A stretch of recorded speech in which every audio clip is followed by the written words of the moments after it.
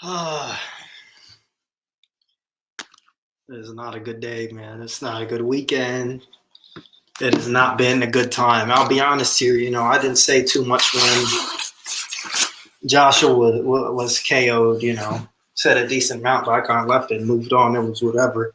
Had nothing to do with over here. But this one hurts. This one hurts really bad. And I don't care really about people telling me not to discredit his opponents because they'll discredit Wilder, which I don't give a fuck. No. I always believed that Fury was trash. I always did.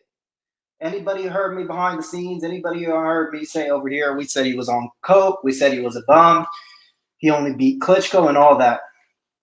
And people get mad because Wilder's giving excuses. I don't give a fuck. I don't give a fuck if he gives excuses or not. I just care about results, me. And I know he can knock this bitch out. They're all bums. Nobody's that good in this division. If Wilder had lost to Dubois, I would have put my hands up. I would have said, okay, this is the next guy. I think he's the real. But not Fury, no. I don't believe in Fury. I don't think Fury is that good. And I won't give him credit. No, I won't.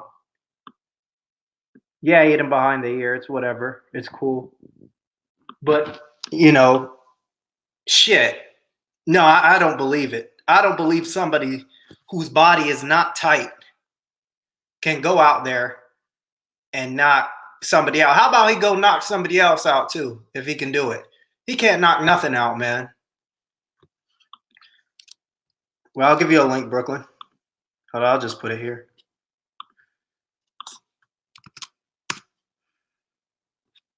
How about he come out and knock some other people out? He was a pillow fisting. He was a pillow fucking fisted bitch before, and he's a pillow fucking fisted bitch now. He always will be. He can't punch. I don't care what anybody says. He can't punch. We had a lot of people running around here saying he was on coke, and I agreed.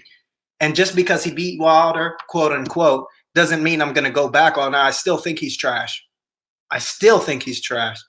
I don't believe it. And then you've got the ring up here rating Wilder at 3 behind Dillian Whyte. Dillian Whyte is ass.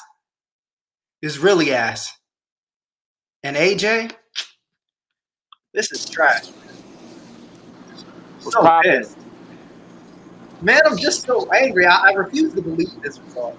I know, man. I refuse to believe it. And it's just I'm angry. It's just like, he's better than this. He's really better than this. He can knock this bitch out.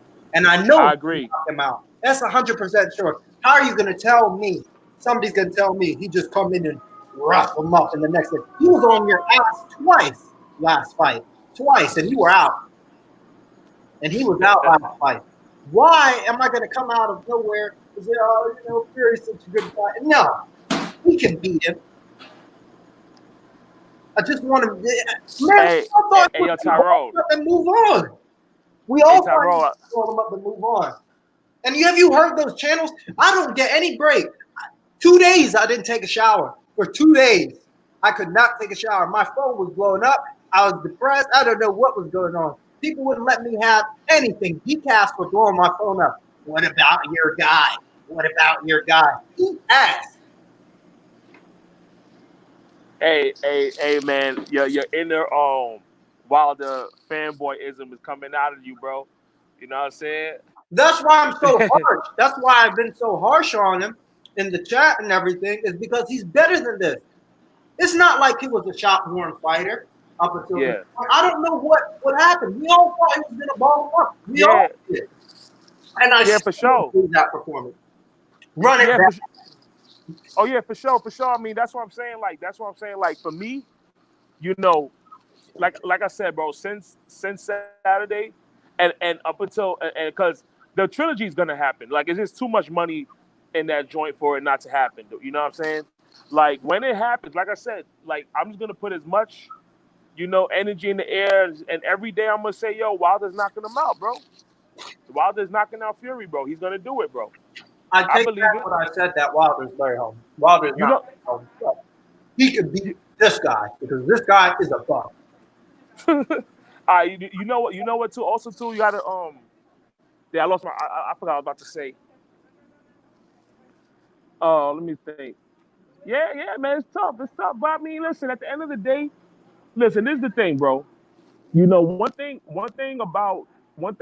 good thing about this whole situation too is you're not the only person that's feeling a certain way. You know what I'm saying?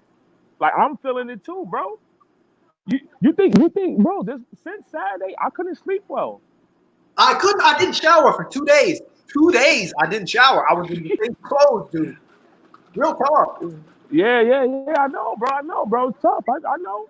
But listen, like I said, you know, I'm going it. I'm in it with you, bro. I couldn't You know? believe it. If he had lost to Dubois, I would have went around my business. I would have said, you know what, yeah, passing the torch because I do think he's a good fighter. You know, amongst the most. Maybe he'll be found out later on. Who knows? But for me, I think Dubois is the future. But Fury, I mean, we had guys saying he was on coke, dude. Yeah. There's no way he should be losing to somebody like that. And that punch, okay, he caught him with a good shot, but even everything is just an asterisk with that fight. Yeah, it was a yeah. I'm not gonna lie, bro. Like when the fight started, bro. I'm not gonna lie, bro. Like while I was watching it, even before the fight, like an eerie feel. Like I'll put it like this. You know, when I was watching the first fight, I didn't have the same like eerie feeling that I had in the second fight. Just just the energy was just wasn't right, bro. Listen, at the end of the day, bro, it's life, dog. You know, because like I said, you know, yes, what you saying is true with other people. You know, like a lot of people clown Fury and all that. You know what I'm saying? But you know how I felt. You've The always, guy could I fight, give you bro. credit. You know, I know you. Yeah, You you you mentioned that. never once said he was a bad fighter. You always said he was a good No, fighter. he's You've not, been bro. consistent. You've always been consistent. But for people like Understand, son, me bro. and other people, like I'm not gonna switch up now. I don't rate him. I don't think he's. Stormy brought up. Remember when we were on Stormy's live last Last Friday. last Friday? He brought up a good point. Him and Drew Titan brought up a good point. Said that Fury is like. Remember when Drew Titan asked if Fury was like Michael White, Michael the Giant White, and Stormy said, "Yeah, he's like a bigger, like he's smaller actually than him, but with more movement." I went back and saw him. He fights just like him. Something was wrong with this fight. I was sitting there with my friend. It was the same friend. He's kind of a decap too, but he knows some boxing. But I was sat there with my friend, and he was with me in the first fight too.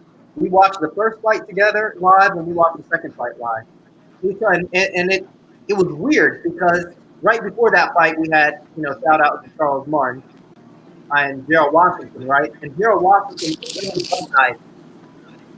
And in the Wilder Fury fight, he said, "Why does your guy look bug-eyed?" I said, I was gonna be like, "Nah, he doesn't." But I just looked at him. I said, "Yeah, he looks He weird. said, "Why does your boy look?"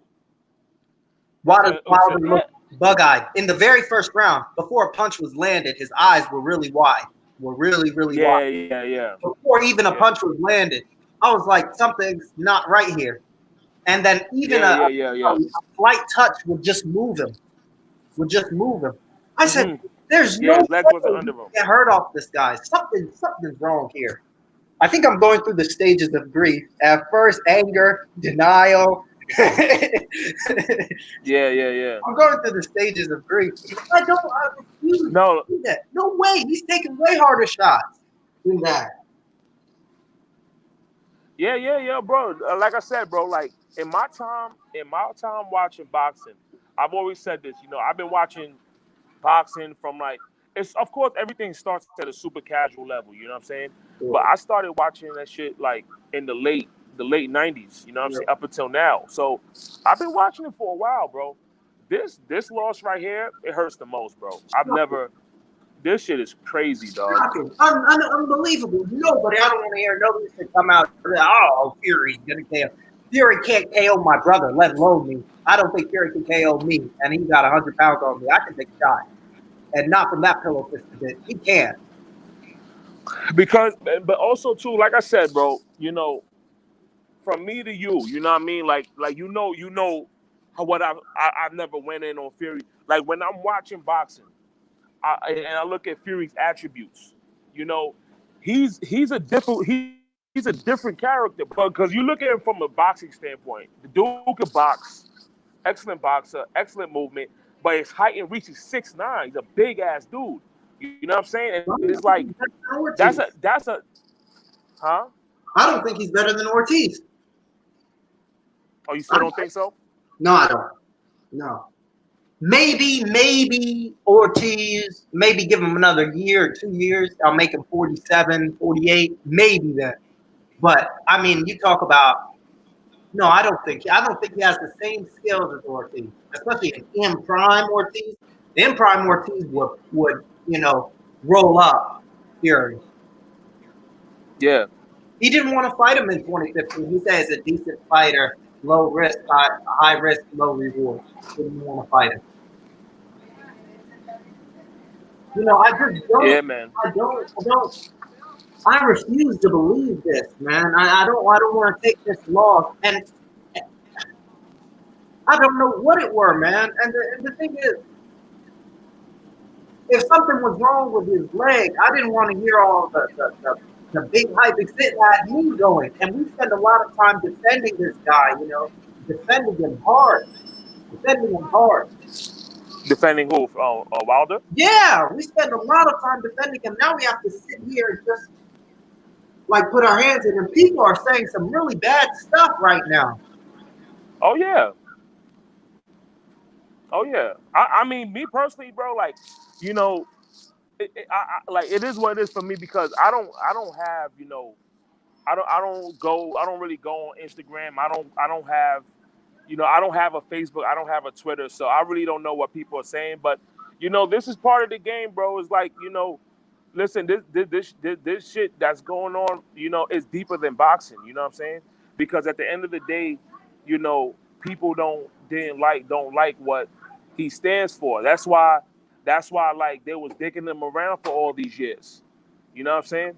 They don't like what they don't like the idea of a Deontay Wilder. You know what I'm saying? Like they will never accept that. You know what I'm saying? Because when I feel like when they look at Deontay Wilder, it's like rembrances of like Jack Johnson and shit type of shit. You know what I'm saying? It's just like it's a different situation. You know what I mean?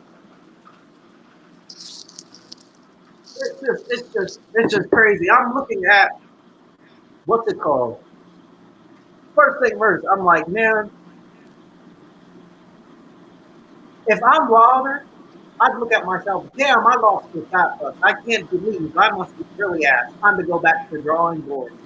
I'd come out and say it with my hands up. I'm trash because I lost Fury. I need to go back because I know I'm better than this. I know I'm way better than this. I don't feel all of these. Yeah. I don't feel any of these heavyweights are like greats or anything, but I think he's the best one out of the bunch right now. I know he's the best one out of the bunch because he can punch. Yeah. He can punch. These guys, they're not. They can't take a shot. Something was not right. Something was wrong. This is like a glitch in the matrix. Something is not. We all thought he was going to ball him up and move on to the next one. He balled him up last time in the 12th round and finished him off. This is real shit. It's crazy. This is really crazy. I see some channels. I'm so mad. Those same channels don't think much of Fury either. No, we don't think. I don't think much of Fury either, man. I don't know what happened. I don't know what happened this fight. And I'm gonna go out on a stake right now. I think AJ can beat Fury. I said it because the dude can't punch. The dude can't punch, and I don't care if he stopped him or whatever. Something was wrong there. The guy can't punch. You can't tell me that somebody at 200 pounds going in the 12th round, 200 pounds for half the fight after all the water weight, was taking cleaner shots, way cleaner shots than he did in the second fight, was just walking through them. And then all of a sudden couldn't take it now? At 30 pounds heavier, you know what I mean? Something doesn't make sense. Something's not right. And you know what? I want to also say this. Okay, Mark Breland should have stopped the fight or not. I think Mark Breland will find his way out of the camp. He's not assertive enough, man. Jay Diaz isn't assertive enough either, but he's been there since day one. Yeah. Somebody's got to go, and it'll be Mark Breland. It'll be Mark Breland. Yeah, my opinion on that, bro. Like I think and I'm you not know, happy about it, and I'm not mad about it if it happens either. Yeah. I mean, like, I understand what Wilder did, because at the end of the day, they had a, you know, it's kind of like, you know, at the end of the day, you know, when the fighter is his own company, essentially, you know what I'm saying?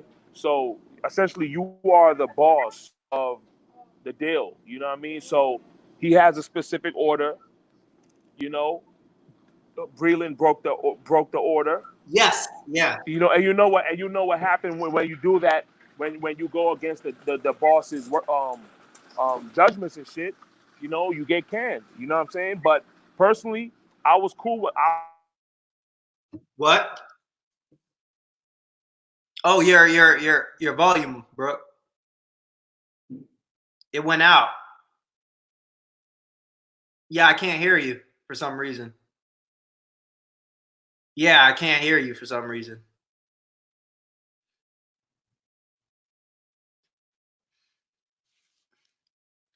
Still can't hear you. Try refreshing.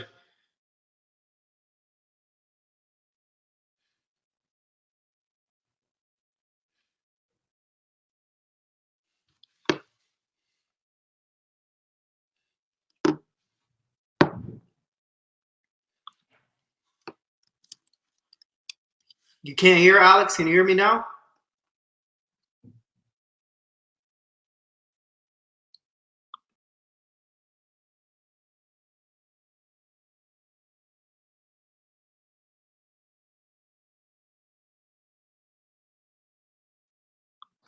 Okay, I can hear you. Yeah. You okay? Hear me? Yeah. You can hear me this time? Yeah, I can hear you.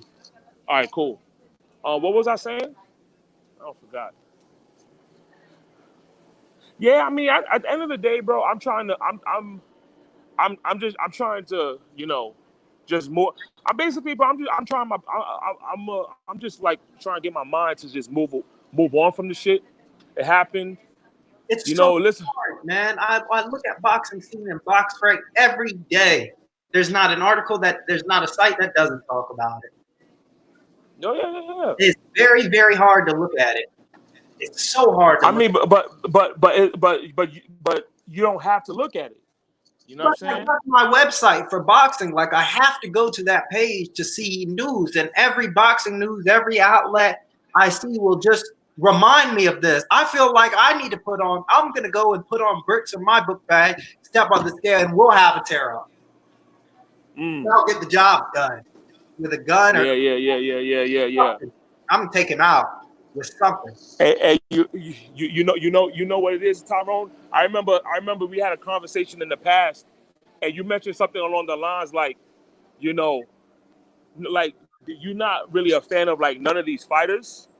Yeah. You know what I'm saying? But at the end of the day, what's going on right now is, you know, because what makes this loss, what hurts also with this whole situation is the fact that, you know, there's other layers, bro. You know what I'm saying? Because you have the Black History Month layer. You have the, you know what I'm saying? You have the fact that he was a white man from Britain, coming through on Black History Month and did what he did. Listen, that's another. See, that's where your emotions is coming from that as well. You know what I'm saying? Because also too, that's what made me feel a certain way as well. You know what I'm saying? And then the way he lost. If he padded him to a bullshit decision, I would have just said run it back, you know, and it would have been fine. It would have been an outcome that would have been not out of the question. But this is I still don't believe it. I think something wasn't right. There obviously is something not right. And I don't even Max Kellerman and all these other guys. I told you. Yeah, but also too, you know what I've thought about as well, and it's something that's very possible. You know, nothing is new under the sun. You know what I'm saying? We've had situations where, you know, like like it's in particular the black fighter take a major L.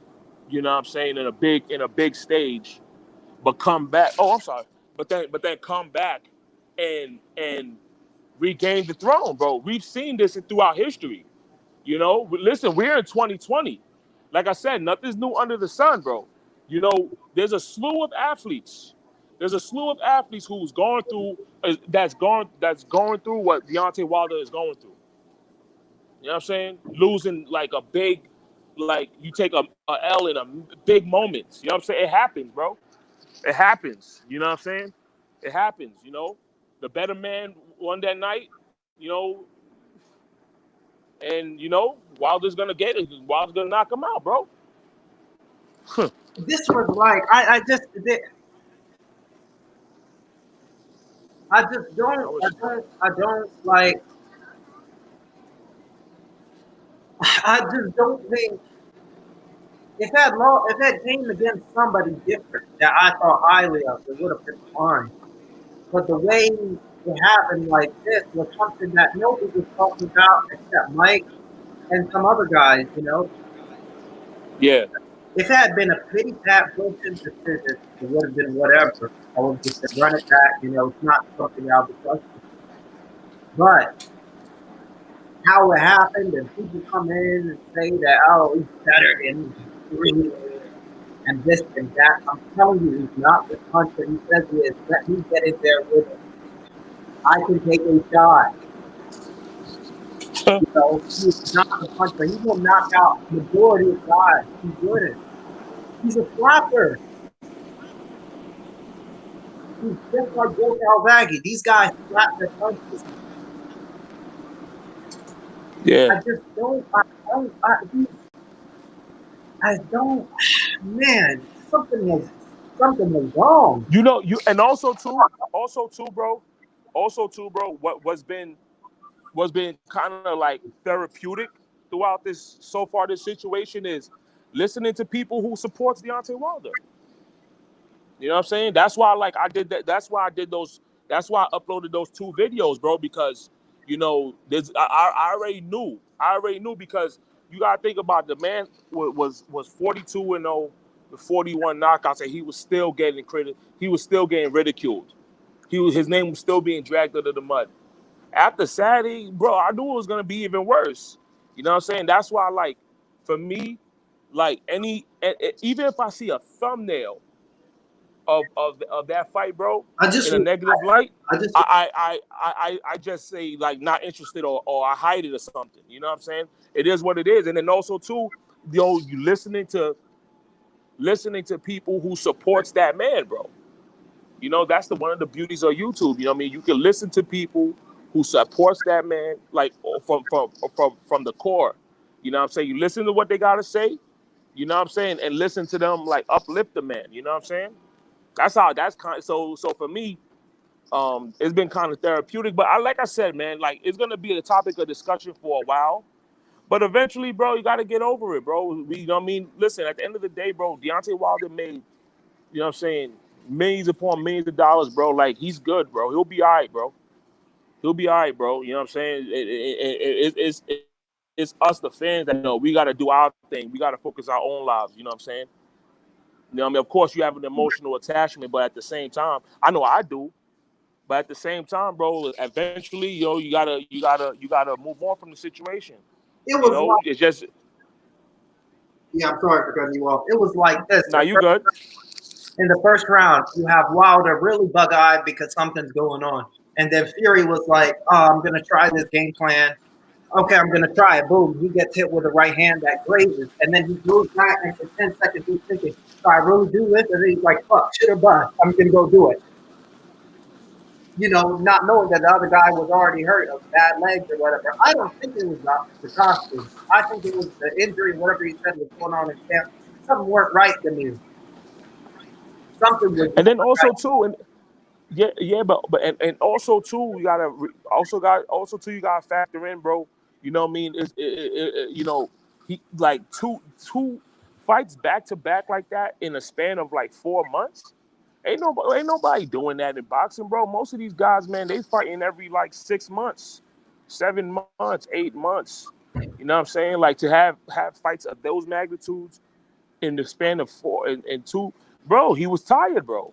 You know what I'm saying? It was tiring. He's tired. You November know, and then also too, and February 22nd is exactly 3 months. like 4 months apart. No, 3 months apart. Like three.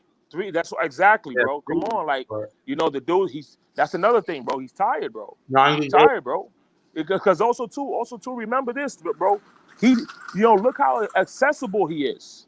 This is another reason why I have so much admiration for him. Like he does interviews with everybody. He's one of the faces of boxing, and he's doing interviews with. He does interviews with everybody. He doesn't hide, bro. He's really for the people. Like for example, when he knocked out Luis Ortiz, you saw that video of him, just taking pictures with the fans and signing autographs and yelling bomb. Like, bro, he's really out there, really really trying to elevate himself, elevate the sport, elevate the division, and nobody's doing that, bro. You know what I'm saying? Because like I remember Eddie Hearn, he said, Deontay Wilder, he needs a promoter. He needs somebody to speak for him.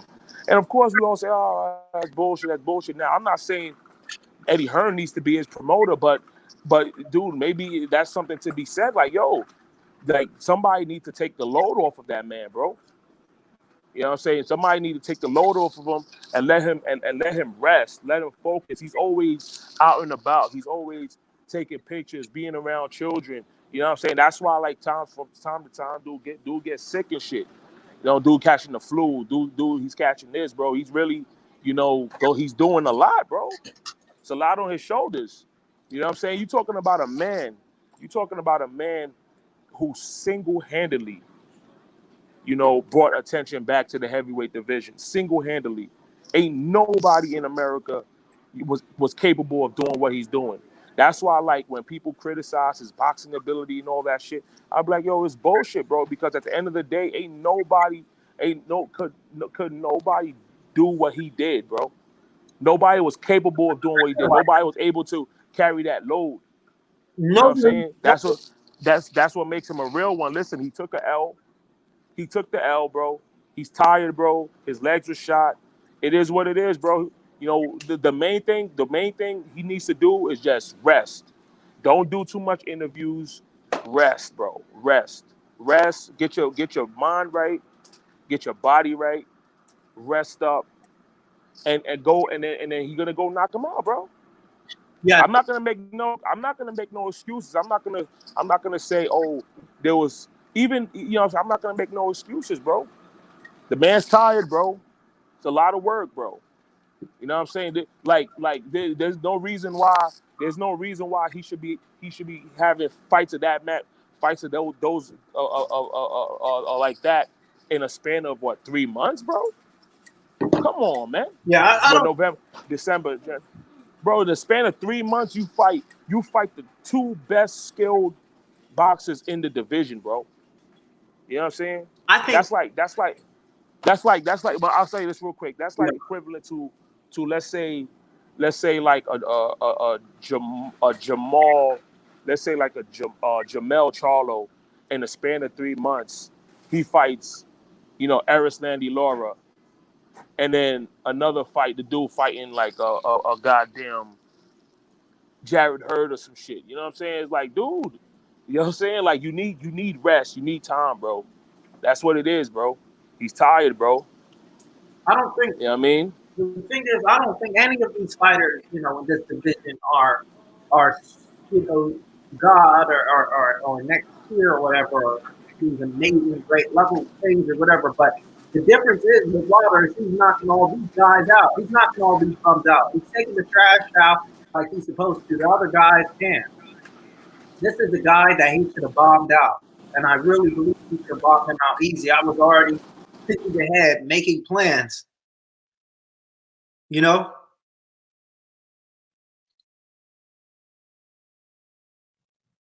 Wait, Brooklyn. Wait, I can't hear you anymore. Your audio cut. Your audio cut.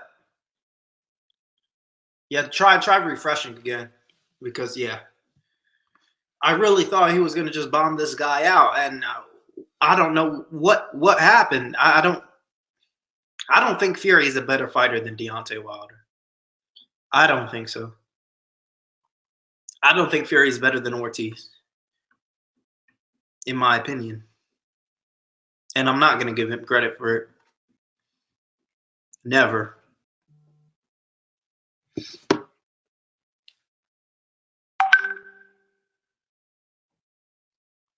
Not going to give him credit on it.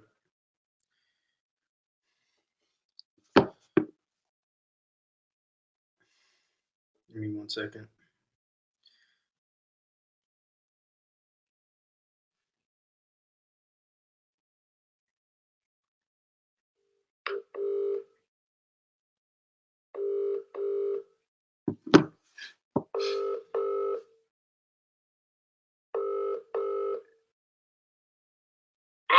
Yeah, what's up? Yeah, I figured I'll call you. Keep you here. What's up, Mike? What's bracking? Yeah, Mike's on. Yeah, I have you on phone, so I just received it. No, I'm on my laptop. I have you on my phone. Oh, okay. I just can't take this loss sitting down, man. It's just really irritating. How many decaps have called me telling me that this fat fuck, knocked out Wilder or whatever? I don't think so, man. I mean, I'm just leaving them cats where they lay, man. Like, it's embarrassing. It's an embarrassing. No, it's not embarrassing. Like your favorite team is going to lose. You know what I'm saying? Your favorite team, your favorite soccer team, your favorite whatever is going to fucking lose. But who they lost to? Who? It's who they lost to. If he had lost to Dubois, I wouldn't say nothing. But I don't rate Fury. I would. I mean, no matter how you put it, man, you got to rate that dude, man. No matter how you put it, you got to rate that dude. I mean, it's not no sugarcoating with that, man. You can't say the dude out bested Wilder, whether or not it was Wilder's whether or not is he hit him in the back of the head, which he did, whether or not he was slapping him, whether or not he was choking him, which he did, it doesn't matter. It's like we can't take it back. My thing is this. Yeah. Because Fury is not class. Hold up. Let me handle this dude. Look, man. You come in somebody's chat, right? And then you come off straight off the bat. Wilder has fought 0 Hall of Famers, fanboy. It doesn't matter if you fought Hall of Famers. He fought a 40-something year. He fought a old, past his prime guy. You see what I'm saying? And Klitschko. And then you're gonna say over here, Fury has class. You're a hater. Everybody's entitled to their own damn fucking opinion, man. That's what you don't understand. Now, if Tyrone feels that way and that's what he wanted to do and stuff like that, that's his fucking business. That's his prerogative, and he has the right to do so. But when you come up in here in people's chat rooms and you start, with this condescending stuff, you don't have the right, because then you can get blocked. See, now you got to go. Not opinion. You're dumb. You're dumb as fuck, Malt Geezer. You're probably sat there, a janitor, cleaning up some toilets in some English town or whatever. No, I got him, because the thing about it is like, you could come in here, listen, go back and forth and stuff like that. And but that's my view, Malt Geezer. When you get into the personal attacks of people and stuff like that, because they have a different opinion about fighters, or if they good or if they not, you know what I'm saying, and stuff like that, then you got to go. Jacob Jennings, what's happened? You has to go. You know what I'm saying? And that's what these guys don't understand is like, Fury, Wilder, had 10 consecutive title defenses, and not once did you hear Yahoo Sports, Stephanie A. Smith, Stephen A. Smith, and all these guys talk about Wilder like they're talking about Fury right now, even before the fight. Now all of a sudden they doing whole fucking segments. I say it like this. This is my opinion on all this. I already talked about Wilder's record behind scenes. You know, he ain't fought nobody like crazy. I mean, Ortiz, Taverne, yeah, they're good wins. But Klitschko is not a crazy win, or Charles Martin, or nobody here in this division fought nobody. But Wilder's getting bums out of there. He's cleaned the garbage up, and he was going to bomb this guy out. We're supposed to bomb this guy out, and he didn't. And now we're sat here just with our head in hands. I can't believe it. I think he's still better than somebody whose body is not tight. This nigga's body is not tight. Even but how his body look? But how his body look is not a. How your body look in boxing is not a factor of if you could box or if you in shape. See what I'm saying? If you come in the boxing ring out of shape, yeah, then you can say, well, he looked out of shape and stuff like that, blah, blah, blah, whoop, whoop, whoop. You know what I'm saying? But you can't necessarily solely say that because somebody looks like some type of way that they going to come up in there and give that type of performance. You know what I'm saying? I don't even give him credit for this performance because I didn't think much of him to begin with. And I told y'all before the fight. I told y'all the things I didn't like about Wilder does in the ring and stuff like that. I told y'all he didn't throw combinations. That this guy is not that feather fisted as we think he is and stuff like that. Even though he hit him in the back of the head, but he was still landing some good shots on him. He was still landing. And if anybody want to say Wilder wasn't hurt, if Wilder say he wasn't hurt, you could believe whatever you want to believe. But he outbested him that night. So you just got to give him his just dues. I mean, well, you don't have to, but at the end of the day, yeah, you timed out, homie. Yeah, you fucked up. I blocked him. Oh, you blocked him, then Jacob Jennings came through him and timed him out. Oh yeah, I just straight blocked him, dude. But my thing is this. I just never. I never thought much of Fury. I just think that Wilder. Oh man. Sometimes is how somebody who's 200 pounds after the 6th round in the first fight was eating shots way cleaner than what he did in the rematch. He did. It's because he was hitting the back of the head. But at the end of the day, it's like this. I told you guys over and over again. It's all about exploiting your opponent's weaknesses. And what Tyson Fury was doing, he knew Deontay Wilder would duck under punches. And so what he did was, or use his hands, and he basically hit him in the back of the head on purpose. It was win at all costs. You see what I'm saying? And another things he was doing was he was attacking Wilder's hands. When he was throwing jabs and stuff like that, he was attacking Wilder's hands. You know what I'm saying? And of course, the chokeholds and stuff like that. But at the end of the day, it's all about exploiting your opponent's weaknesses. That's what you have to do. It's not just get up in here and you throw a couple of jabs and you you strut around the ring and you look like you got boxing skills and stuff like that. You exploit your opponent's weaknesses. Just putting your hands up in a guard and not bobbing and weaving ain't gonna do nothing because something's gonna slip in. You know what I'm saying? And when you able to move, but then when you get towards the ropes, you know what I'm saying? You don't know what to do, and he's getting in close. And what is he gonna do? He's gonna slap you in the back of the head. He's gonna try to pull your hands down. He's gonna try to use them elbows, the forearms. You know what I'm saying, and stuff like that. If that was the case, then it is what it is at the end of the day. My whole thing is that yeah, it's okay to be high off of a win, off of your favorite fighter and stuff like that. But when you coming out here and just saying I'm glad he lost and the heavyweight division's in a good place now and blah blah blah, well, there's a rematch clause. You forgot about that. You know what I'm saying? So it's gonna be another fight and stuff like that, another day. And I just hope that Wilder could do whatever he got to do to get this guy up out of here to be a 2-time heavyweight world champion. Right. He's got to get dude out of here. I mean, this was like a major fumble. I did not ever even believe that if he had pity patted his way to a decision, it would have been whatever. But the fact that he got stopped is really irritating. And I just don't believe that Fury can knock out my mom on her 2 feet, let alone me or some of my other friends.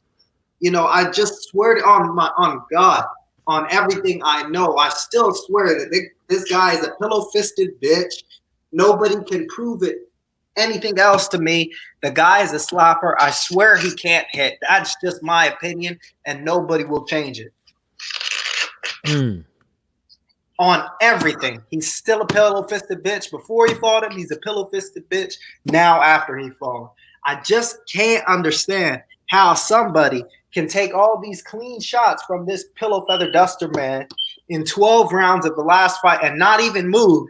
And then all of a sudden, you know, every punch that hits him, he gets moved to the side or moved to the left or moved to the right or kind of wobbled. Something wasn't right.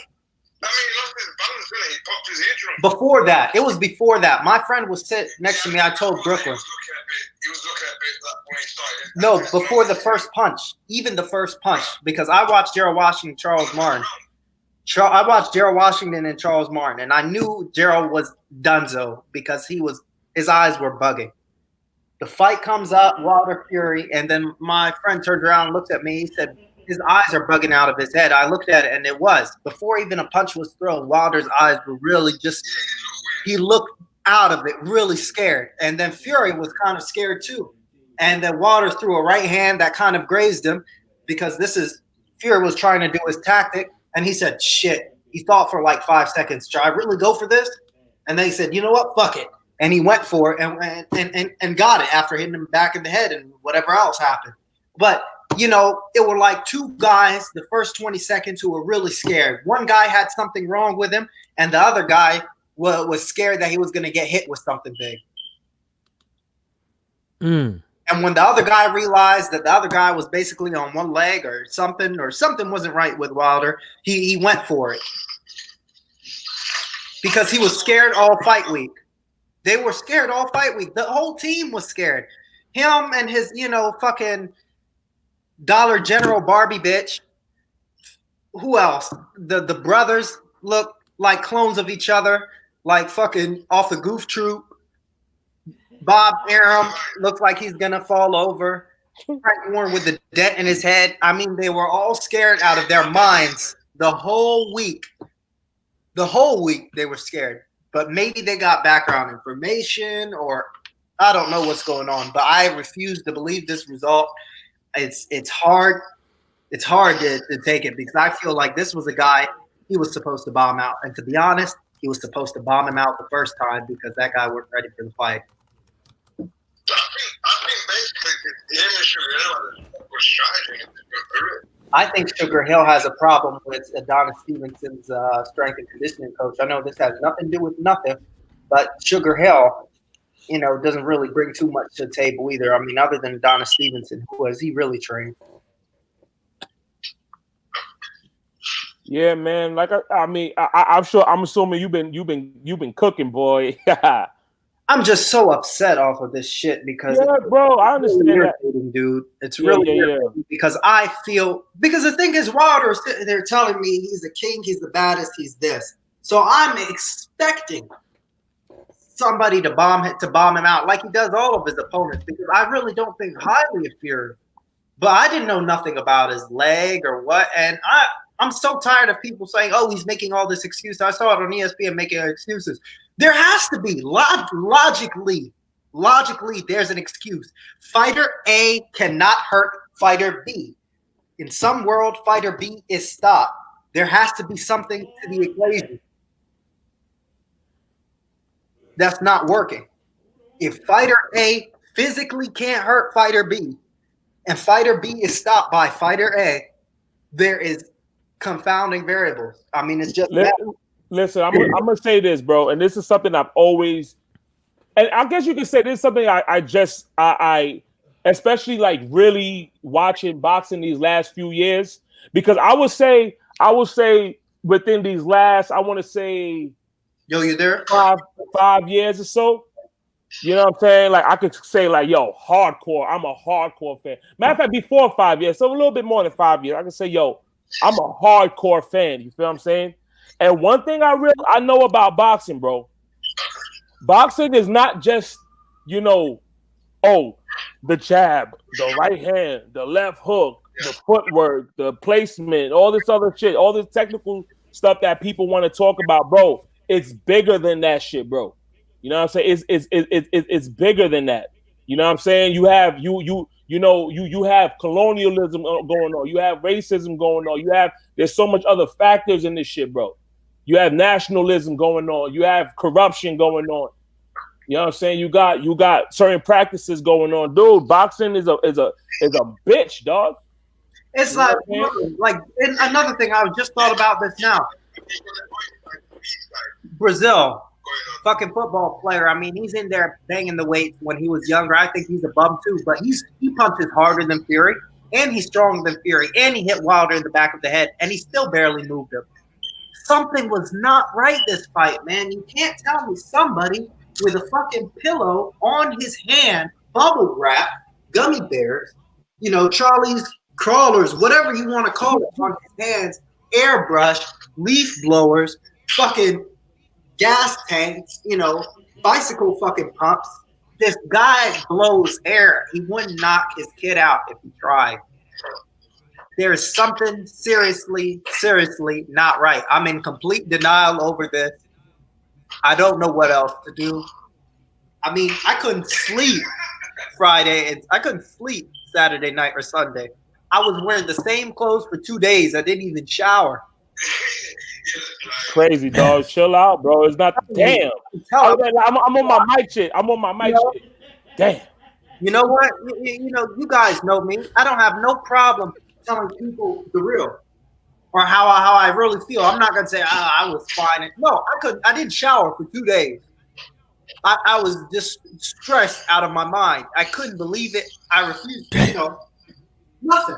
Damn. Nothing. You got it. What are you saying? But Douglas was Douglas. Yo, why don't Alex hop on the stream? He said it's something with a StreamYard. Can you guys hear him all right? Nah. He's like, I mean, I can hear him a little. I can hear him a little bit, but you know what it is. You know what it is, because especially when you're using StreamYard, you know you gotta have some. You have to have some.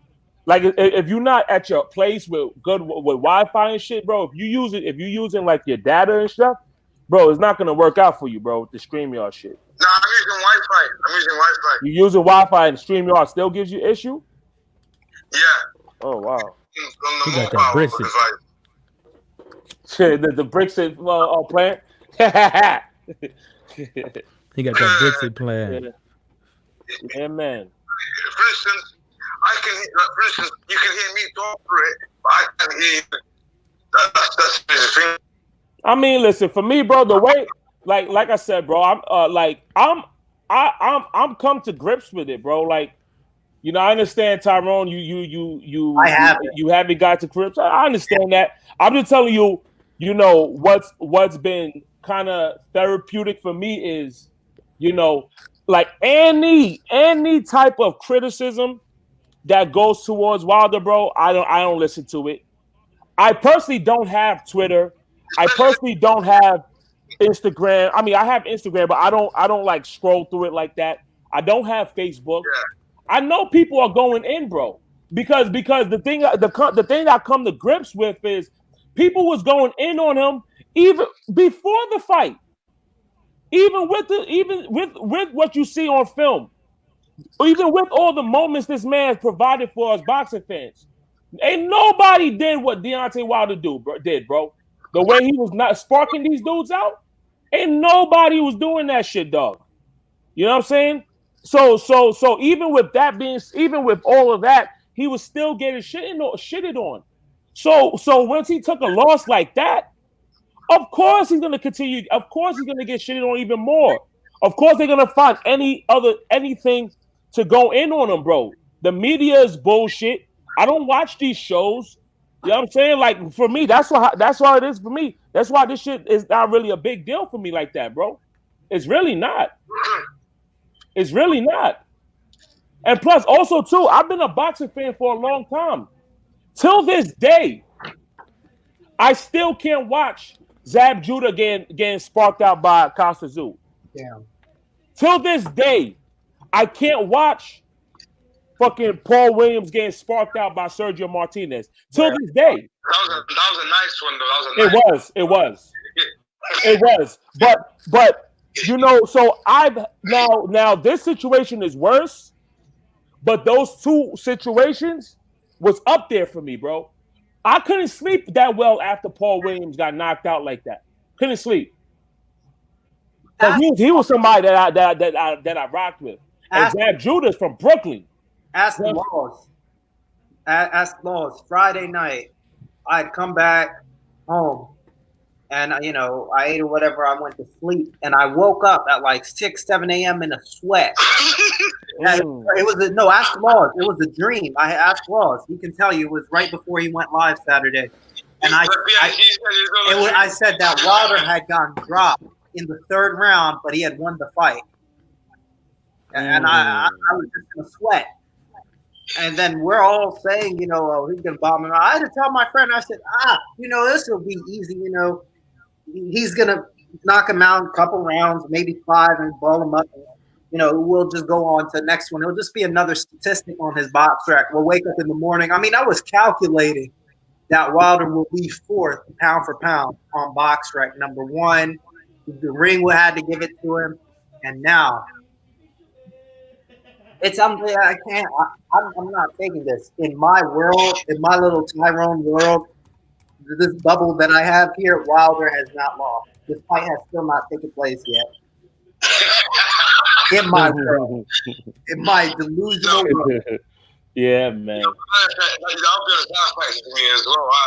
I was thinking about it at work, and I couldn't even do it properly. Thinking about it, but eventually I got over it. I mean, I still couldn't, even on my way here, riding the public slave ship, coming from school. Fucking, we've got a whole bunch of fag girls dressed as guys, guys dressed as girls. One of them trying to sit next to me, and I was giving him a stiff arm. It was a fag, and just like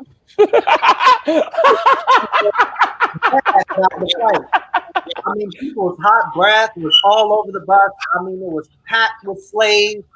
We was just riding this thing, and when I got off, I was just like, man, still thinking about the fight, still angry, still can't believe that this happened. I will never admit to this. I will never accept this, and I still think Tyson Fury is a bitch fighter.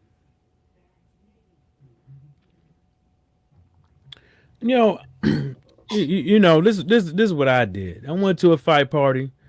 I rocked my fucking Deontay Wilder t-shirt on. I left the fight party, had the t-shirt on, went to the bar with the t-shirt on. I had no shame in my game. I wanted everybody to know that I'm a Deontay Wilder fan, win or lose. Yes, I didn't give a fuck about what all these cats got to say.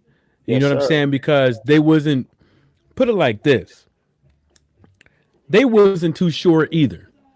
That's why the odds for Fury, TKO or they throwing in the towel like 10-1 or something. was outrageous. $5 would have got you more than $50. You see what I'm saying? $25 would have got you $500.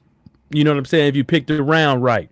And these cats wasn't too sure. They were shaking in their motherfucking boots.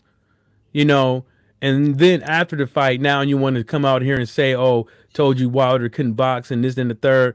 Well, listen here, homeboy. You didn't know if your boy was going to get knocked out. You didn't even know what Wilder was going to come in here with. You know what I'm saying? And you got lucky that, Wilder got hit in the back of the head. Because if that didn't happen, who knows who knows how the fight would have went down. But, at the end of the day, this dude won. Y'all high off of a win. Y'all going to be high for quite some time. And then there's going to come another dilemma of Wilder versus Fury for a third time. And then you guys going to be like, yeah, very extra confident, just like I'm confident, just like my support and my confidence as Wilder has never worried. Now all of a sudden you have a boost in confidence. You wasn't too confident in Fury like you confident right now and this rematch coming up. You wasn't, but I always was. Yeah. That's the thing. These guys out here, you know, they countrymen and all this stuff, but they wasn't on Fury. They wasn't on they was more bigging up AJ this whole fucking time and not giving Fury his props.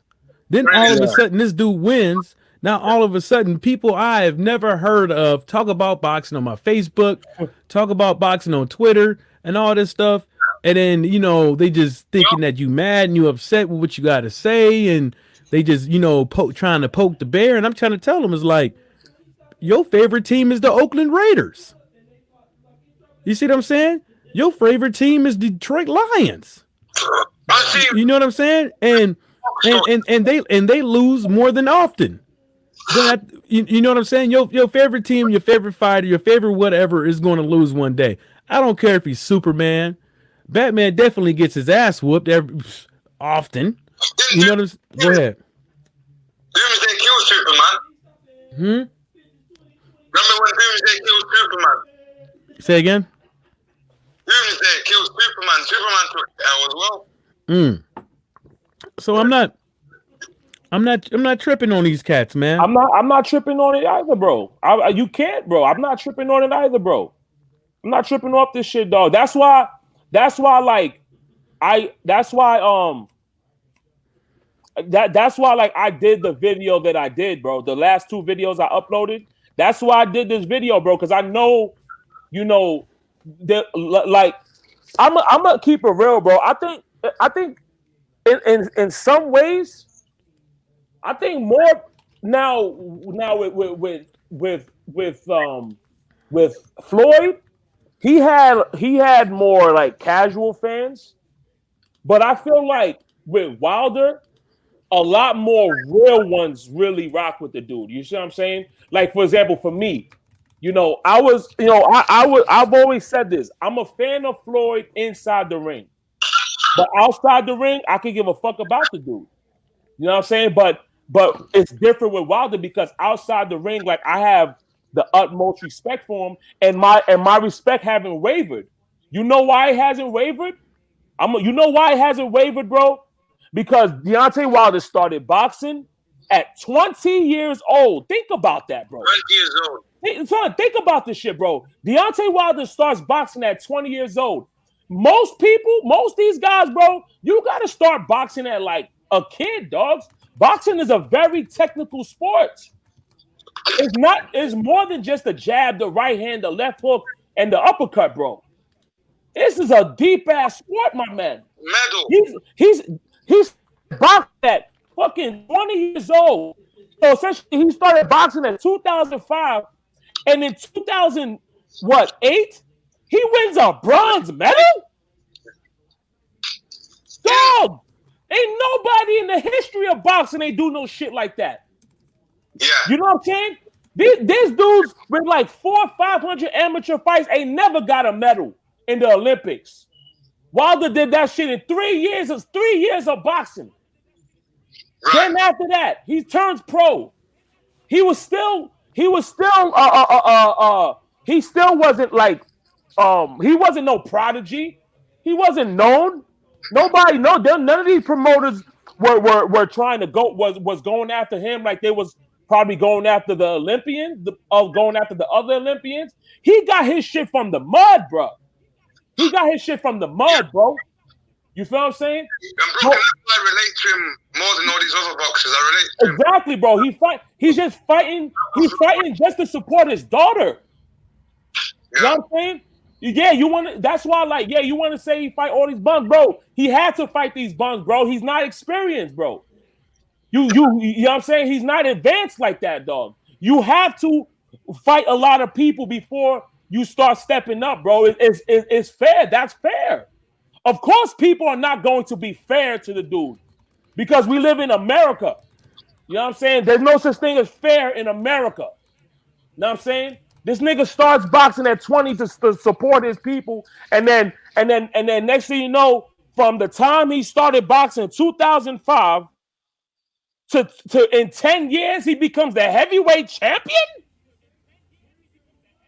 Yo, my dude, if let's just say, you know, Fury beats him in the rematch in the trilogy. Let's just say this is the highest he could reach.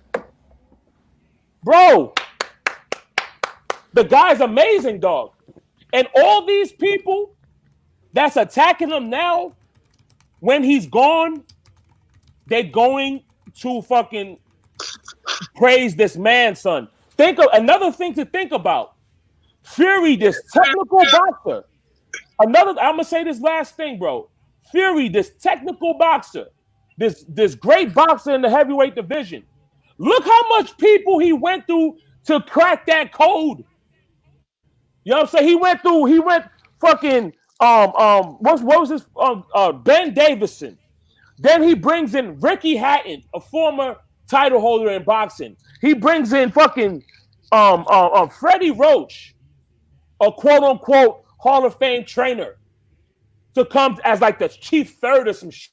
You know what I'm saying? He takes a year. He takes the year off before fighting this dude just to formulate a plan. Dude does wrestling. Brings in then he brings in a whole another training staff just to crack this code, bro. The dude is special, man, and he took an L. It's fine, bro. I'm good, bro. Tyrone, I'm gonna say this last thing, dude. Tyrone, take a shower, man. You good, man? Take a shower, bro. Damn. You feel me? You good, my dude. You know what I'm saying? Like I said, if Deontay Wilder fucking gets knocked out his next 10 fights, dog, the fucking guy's amazing, bro. And all these people that's going after him, all these people that's fucking behind their keyboards, that's behind their fucking laptops and all this pussy shit, all these troll ass dudes, bro, they not a 1% of Deontay Wilder, dog.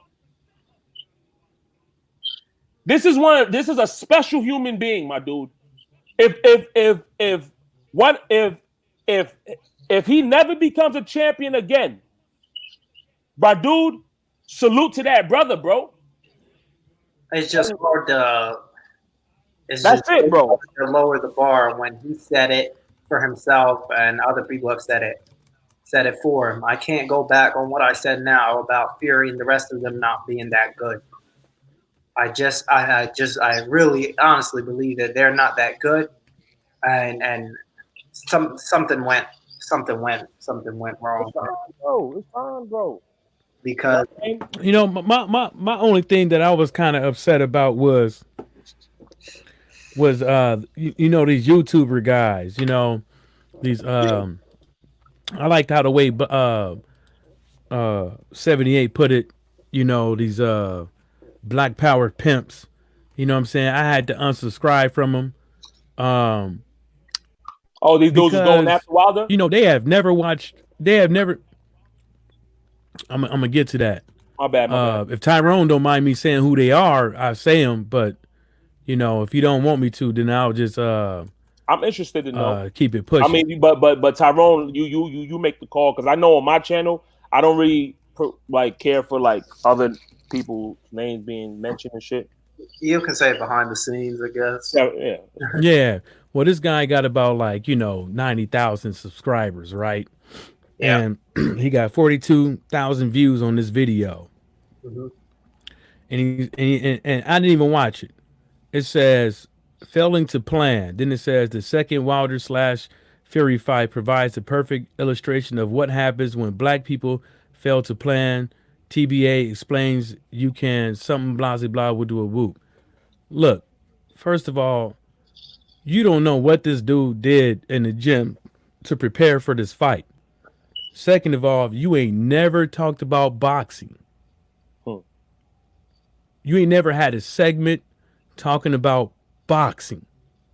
And then you're gonna get on here on your platform, which is really all about, you know, making money off of,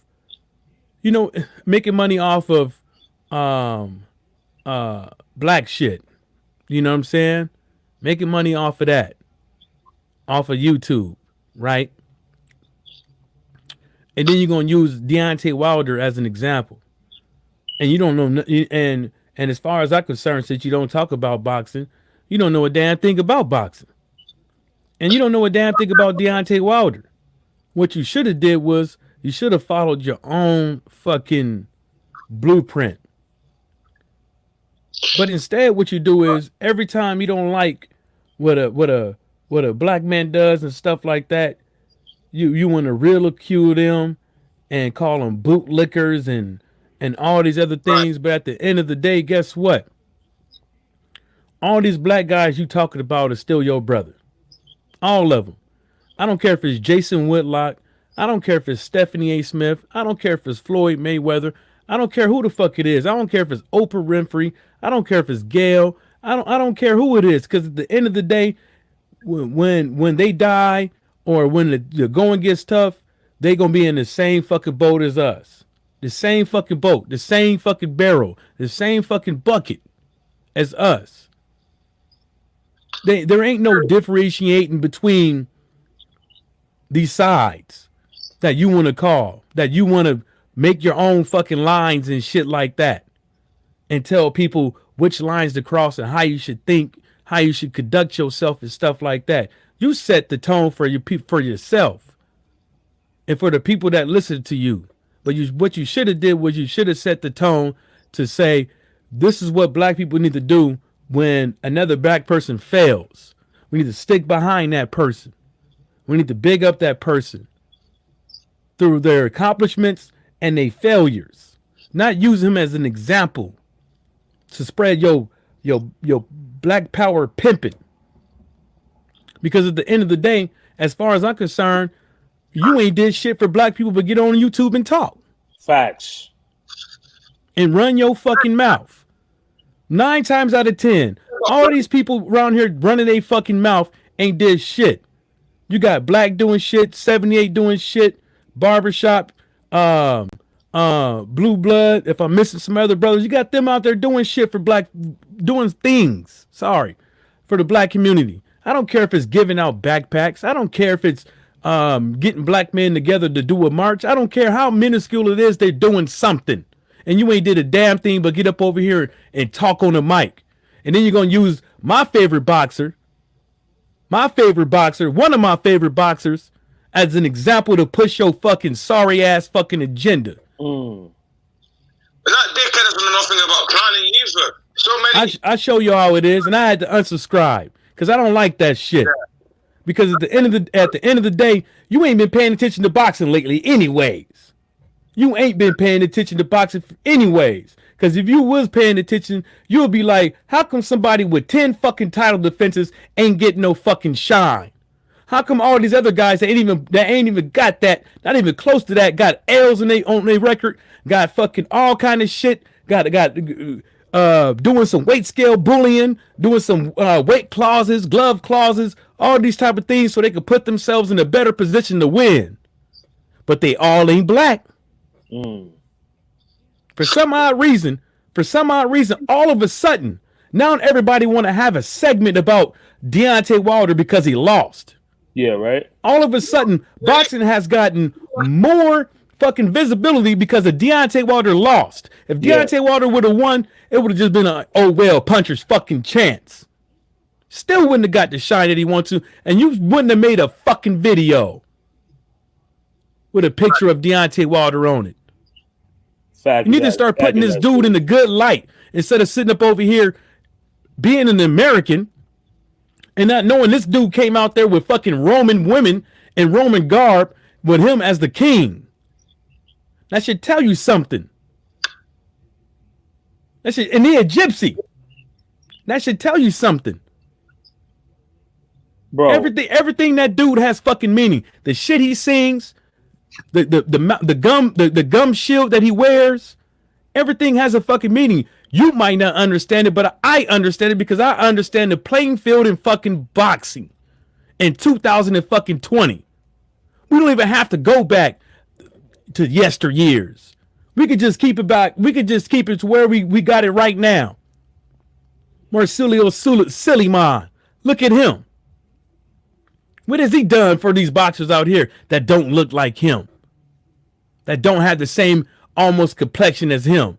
Because you know they hate them darkies down there in Mexico too. So we could keep... You know what? I'm going to keep it short. I'm going to say this.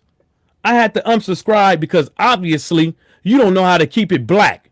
You don't know nothing about blackness. Because if you knew one thing about blackness, at the end of the day, and I'm going to say it again, it don't matter. It don't matter who it is.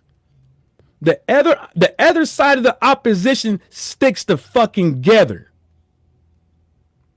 Whether or not they fucking wrong, whether or not they fucking rapist, whether or not they pillagers, whether or not they fucking up the government, whether or not what they fucking doing.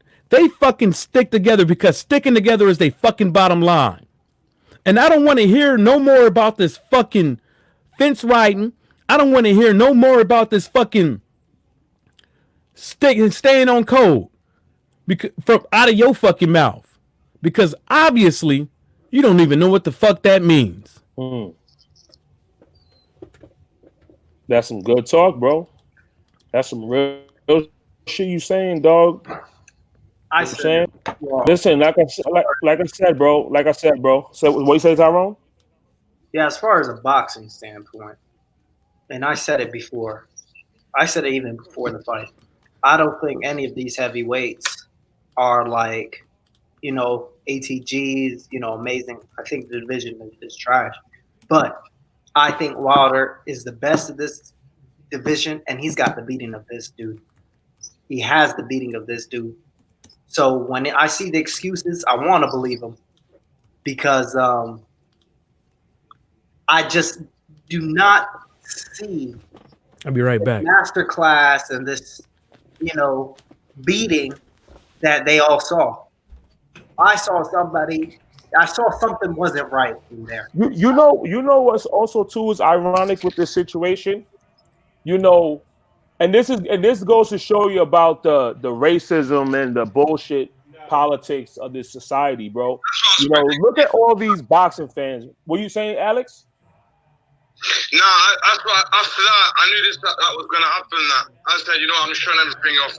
Exactly, dog. That's what I'm saying, dude. That's why I ain't tripping, bro. Because look at all these people saying, "Oh, Wilder destroyed." I mean, they use all these words: demolish, destroy, this type of shit, right? Master class, huh? Beautiful KO. Yeah, all this stuff, right? But then ain't nobody, like I said, I ain't making no excuses, but ain't nobody talk about him hitting them behind the head, you fucking choking them, tripping them. Yeah, man. I swear, I think it's something in camp because Brazil hit him behind the head badly, didn't he? Yeah, but Brazil, but to be fair, bro, the Brazil punch was like it was just an arm punch. He didn't put no weight behind it. That arm punch is way harder than Fury. I still do. Yeah. I think it was something in camp. I think it's his leg because his eyes were bugging before the first punch was thrown. Yeah, his eyes was wide open. Yeah, and then also too, during the fight, like he was pacing back and forth, crazy, like. He couldn't hold his ground. I think just something was really off that. Yeah, it's an off night, bro. It is what it is. You know what I'm saying? It is what it is, dude. Like, I swear to God, bro, some real shit, dude. I'm not gonna allow this situation to overshadow what he's done in boxing. Matter of fact, I'm gonna do another video, bro. His back foot, like if he didn't have if you can't plant, it's basically think about fucking jumping and punching at the same time almost. You don't have that footing. Yeah. And he still threw it with a bad leg, and it made Fury think. I mean, it was just both guys who had something in there. One guy was scared out of his mind about getting put on the canvas again, and the other guy had something wrong with him and didn't know if he was going to even make it past the first 2 rounds. That's what I saw was going on. This was not him at 100%. What makes me angry sometimes, thinking back to it, was what if they just ran it back a year ago? Oh yeah, fuck Teofimo Lopez. They wasn't gonna do that. March of 2019 or April of 2019. Everybody is they were angling. I don't want to hear all this. We came into Vegas and did all this. They got lucky. They were scared the whole promotion. They were scared. I'm gonna knock you out in two rounds. You can't. He said you've got pillows for fists, and he do. Even now, he still got pillows for fists. Yeah, bro. I mean, yeah, like I said, man. I think I'm gonna do another video. I'm not going to allow this situation to overshadow what he's done in boxing. Like I said, man, with all these fighters, all these fighters out here who had all these fighters in history who's had all the technical skills to, to be, that you would expect to be really high level in the sport, wasn't able to do what Deontay Wilder did. You know what I'm saying? Deontay Wilder, like I said, dude, if this is the ceiling, you know what I'm saying? Which I don't believe. I don't believe it is. I don't believe it. But better than this guy. But better than this guy. But if this is the ceiling, though. Wilder? Yeah. He activated it already. Yeah, he activated it. Yeah, he definitely did. He activated it within 2 days. That's how you know this fight was bullshit.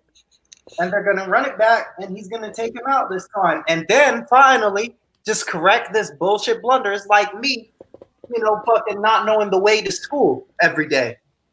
It was just a mistake. Something was bullshit. I expected him to just blow this guy away in a couple rounds, and he can blow this guy away in a couple rounds.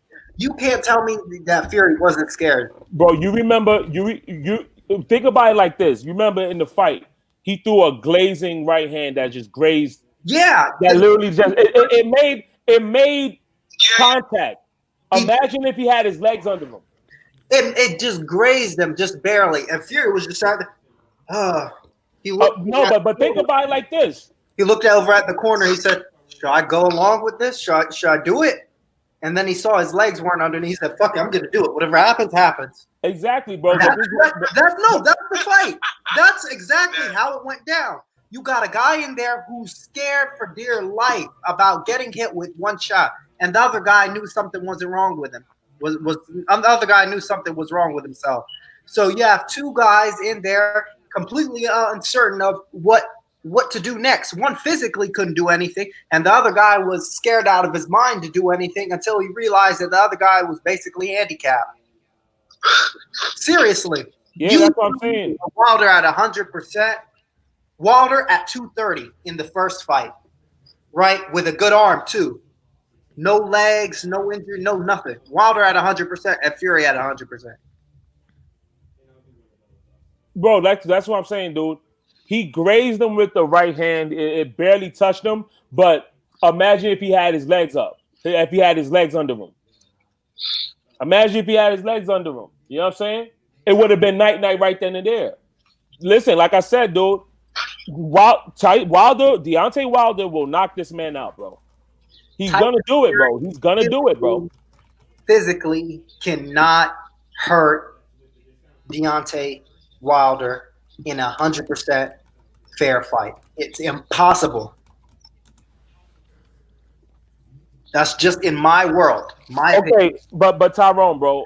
Now we saw the result. We can't go back in the future, bro. We can't go back to the future. Like at the end of the day, Tyrone, bro, dude, like we saw the result, bro. You gotta let it go, bro. You have to, bro. Well, there is a way, actually. Well, it's still debated. I might drop some of my school knowledge on this. It's still debated, but what knowledge on it? What type of knowledge? It's we don't have the means of it right now, but like theoretically, like it's very easy to go into the future. Like you just have to travel close to the speed of light. Say somebody is orbiting like in a spaceship, you know, at 75% of the speed of light for a year. It'd be 10 years on Earth. So that's the future there. So the problem with is going back in the past, you have to go faster than the speed of light.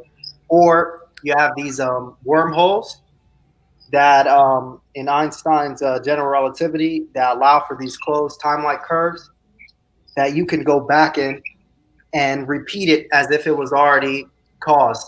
Like there's a principle called causality. So that's just one theory of traveling in the past. I wish I could do that, but yeah. Yeah, bro. Like I said, bro, you gotta get over it, bro. Get over it, though. You got to, bro. Maybe we can find some sort of possibility of going back in the past. No, you can actually make like, well, it's a theory that you can go back in the past. Well, there's several theories. You go back in the past, but the result will be the same still. Not if you go. Unless you go to Wilder's camp, you get some money, and you go, Wilder, this is what happened. If we go back to the point where he hurt his leg, like don't do that squat or something like that. I don't know. I was like sitting down thinking about it because I actually had to do an explanation of that for one of my assignments.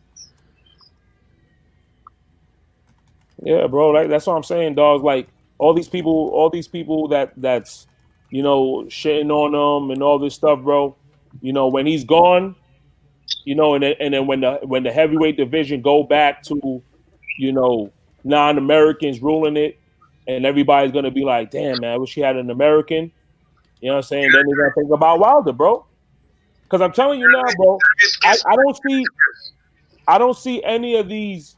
I don't see any American prospects, bro. At least I haven't noticed. No, I don't see any right now. I mean, you know what I'm saying? No, not Trey Lip, dude. No. Who's the other guy, George? I never seen Trey Lip fight. What, Morrison's two sons? Yeah, I've seen Trey Lip. He's not that good.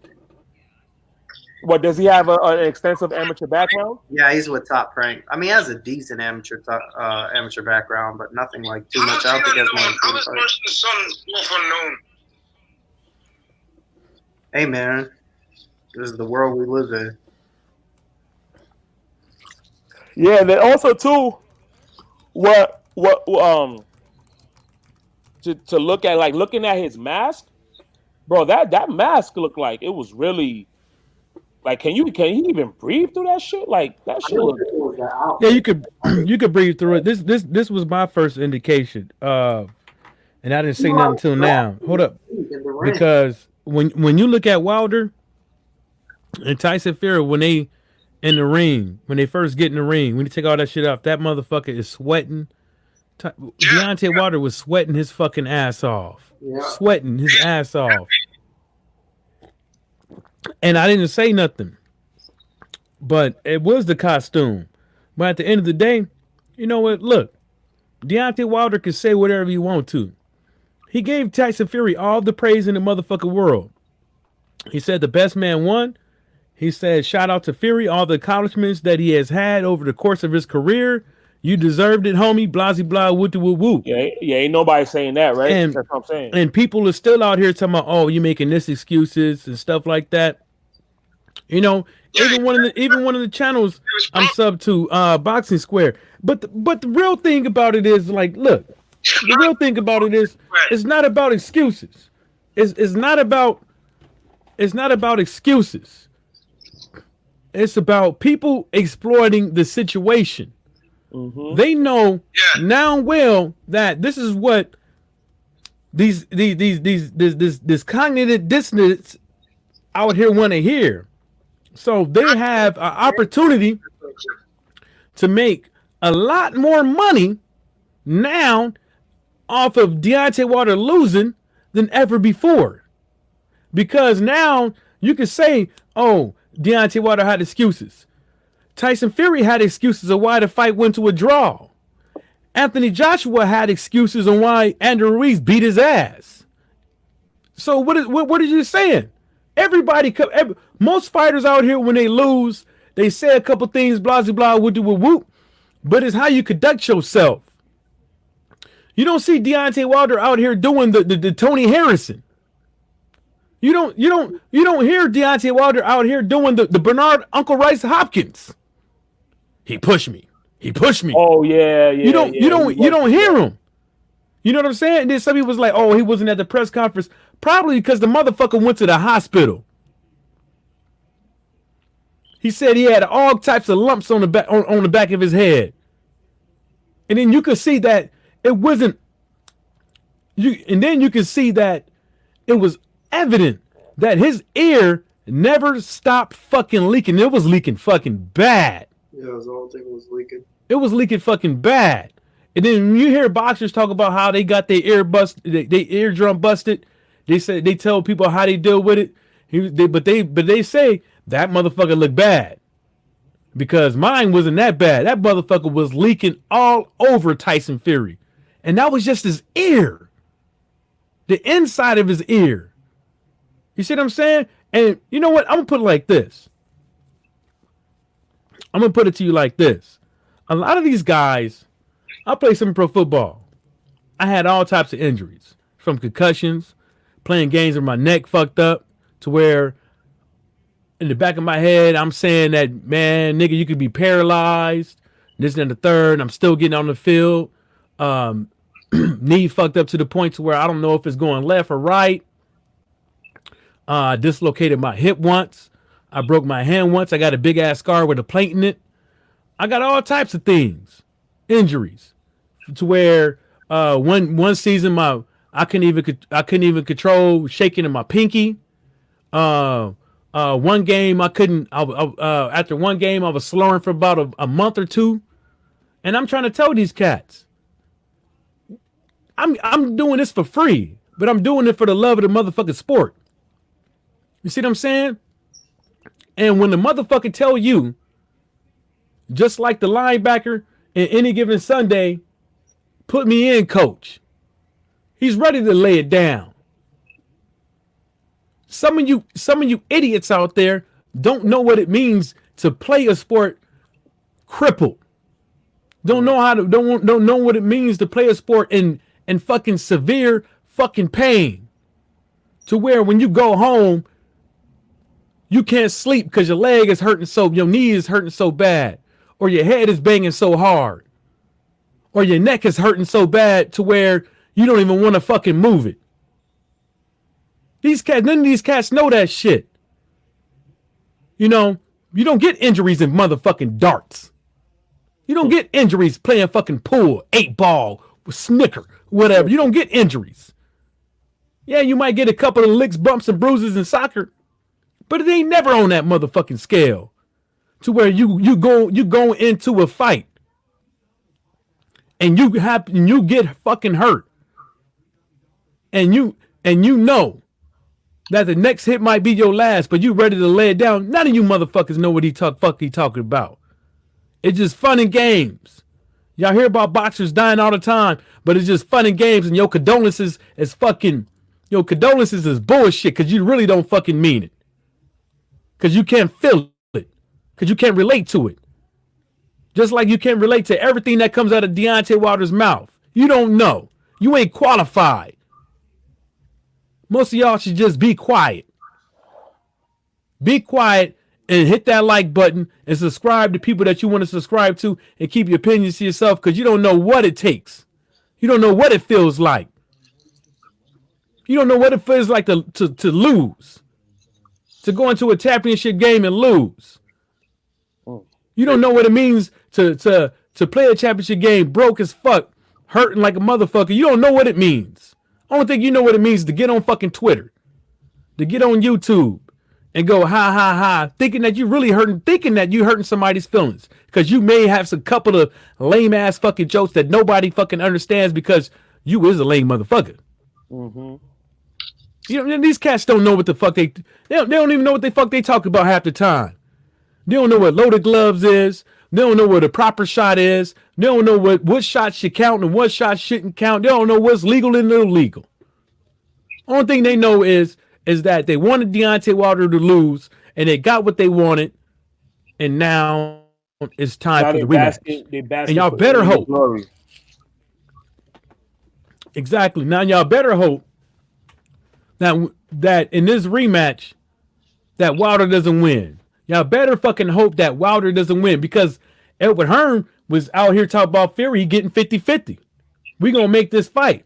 Why is all of a sudden AJ talking about we can make this fight? We're going to do this. Why didn't you give Deontay Wilder that? Oh, because you seen them numbers. Because you seen them numbers. But really, to tell you the truth, if Deontay Wilder would have won, yeah, you would have said 50-50. But really, to tell you the truth, if that fight was in America or the UK, I don't care if it's Fury. I don't care if Fury beat Wilder again. Look, you on the decline. Hey, Anthony Joshua on the decline. Ain't Edward Hearn match from boxing? You on the decline on that. Y'all might want to reevaluate yourselves. You know what I'm saying? I'm gonna bounce. Peace. All right, Alex. But for real, Alex. These cats. Tyrone used to be a big dude. Tyrone knows what the dedication. That Tyrone knows what he had to deal with. Tyrone knows what the stressors of being big and stuff like that. Tyrone dealt with all that shit, and he handled his fucking business. You motherfuckers, some of you motherfuckers out of here scared to eat a goddamn salad. Scared to do what you got to do. Some of y'all motherfuckers. Go ahead, Brooklyn. You got motherfuckers out here that's shitting on Deontay Wilder, but ain't none of these dudes because it's impossible to take risk in life when you when you on your keyboard all day. You know what I'm saying? Ain't none of these niggas take risk and put it all on the line and is willing to go down with the ship like Deontay Wilder is, bro. Like you have a dude like a 50 Cent. 50 Cent got some fucking nerve, dog. This nigga was a street dude in New York City and Queens. And you know what he did? He decided he wanted to resort to a life of crime. You know what this nigga do? When the shit gets thick, he want to snitch. But he's out here shitting on Deontay Wilder. But you a snitch, nigga. So, because I've always said this, bro. If you really in the streets like that, bro, you shouldn't be snitching, bro. Go down with the shit. That's the life you chose. That's the life that comes along with it. Yeah. Deontay Wilder chose boxing. This nigga is willing to die in the ring, bro. But you got a dude who's a fucking snitch. You know, a sellout nigga. And he want to poke jokes. You want to make jokes and shit. You want to make jokes of the situation. You faggot ass dude. Faggot ass nigga, bro. You know what I'm saying? These dudes out here have no fucking shame whatsoever, bro. And that's the reason why I give it up to Willie D. Because when he had beef with somebody and they really wanted to get it on, they got in the motherfucking ring. I ain't never heard 50 Cent talk about he wanted to fight somebody and stuff like that. I ain't never heard the game try to do it. It ain't gotta be no big scale thing or whatever the case may be. If you really got beef like that with somebody and you really want to put hands on somebody legally and stuff like that, you could always get to a ring. You could always get to an octagon. You could always go out there and do it, but they don't even want to do it. You got these video game YouTubers out here doing it. Y'all don't even want to do it. Only thing y'all want to do is get back over here, talk back and forth, knowing now well y'all on this big stage, ain't nobody gonna fucking touch you and blah blah with the whoop. And even if they do, you got enough security to handle it. You ain't about it. But like Brooklyn said, at the end of the day, if somebody busted at 50 and he knew who did it, he gonna snitch. If somebody came up to it was 50 and smacked his ass or beat his ass up, he gonna fucking snitch. Yeah, that's in his mental makeup. You know what He I mean? gonna fucking snitch. There's a difference. And this is one thing I always tell people about people that think they gangster and stuff like that. You know, some people is just they hood and or per se the gangster off of necessity because they too lazy to go out there and get a fucking job. Mm-hmm. Too lazy. And then when they and then after all them years of doing gangster shit and stuff like that, when they get a job and stuff like that, they forget about the code that they always lived for. And then they become these extremely law-abiding citizens and ready to snitch on any motherfucker. Mm-hmm. They mama, they grandma. Hell, they would pepper spray their own mama. They do whatever it got it takes to keep getting that bread. And if anybody get in their fucking way, they're gonna go to the feds. And that's what I keep trying to tell these cats. And Michael J. White says it all the time, that he's a very violent dude. But it took him a couple of times to understand that I can't act around these white folks like I do in the hood. Because when I do around them, they're going to call the police.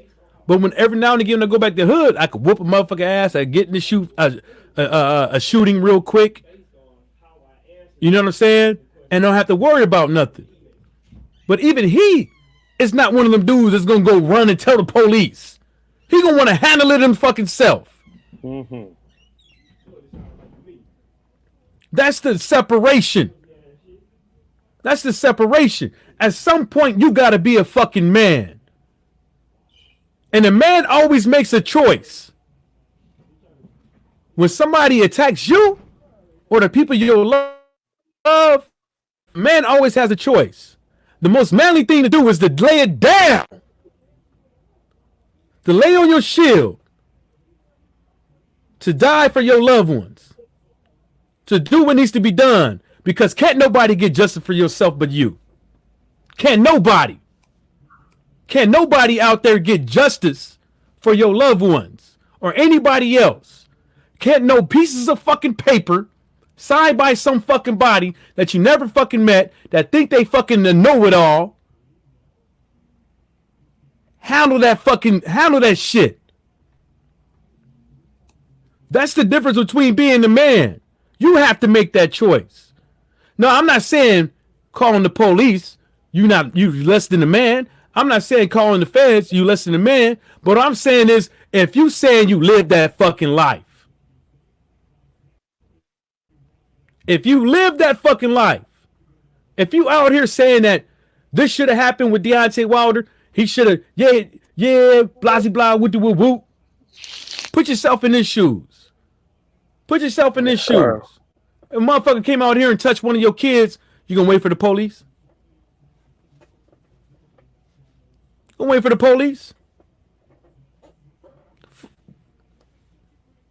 Exactly, bro. Yeah, these dudes is chumps out here, bro.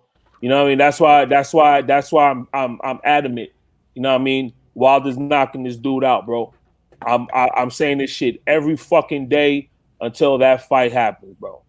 You know what I'm saying? I'm gonna say that shit every single day. You know what I mean? Whether it's on video, whether I wake up in the morning, or I'm gonna say that shit every single day.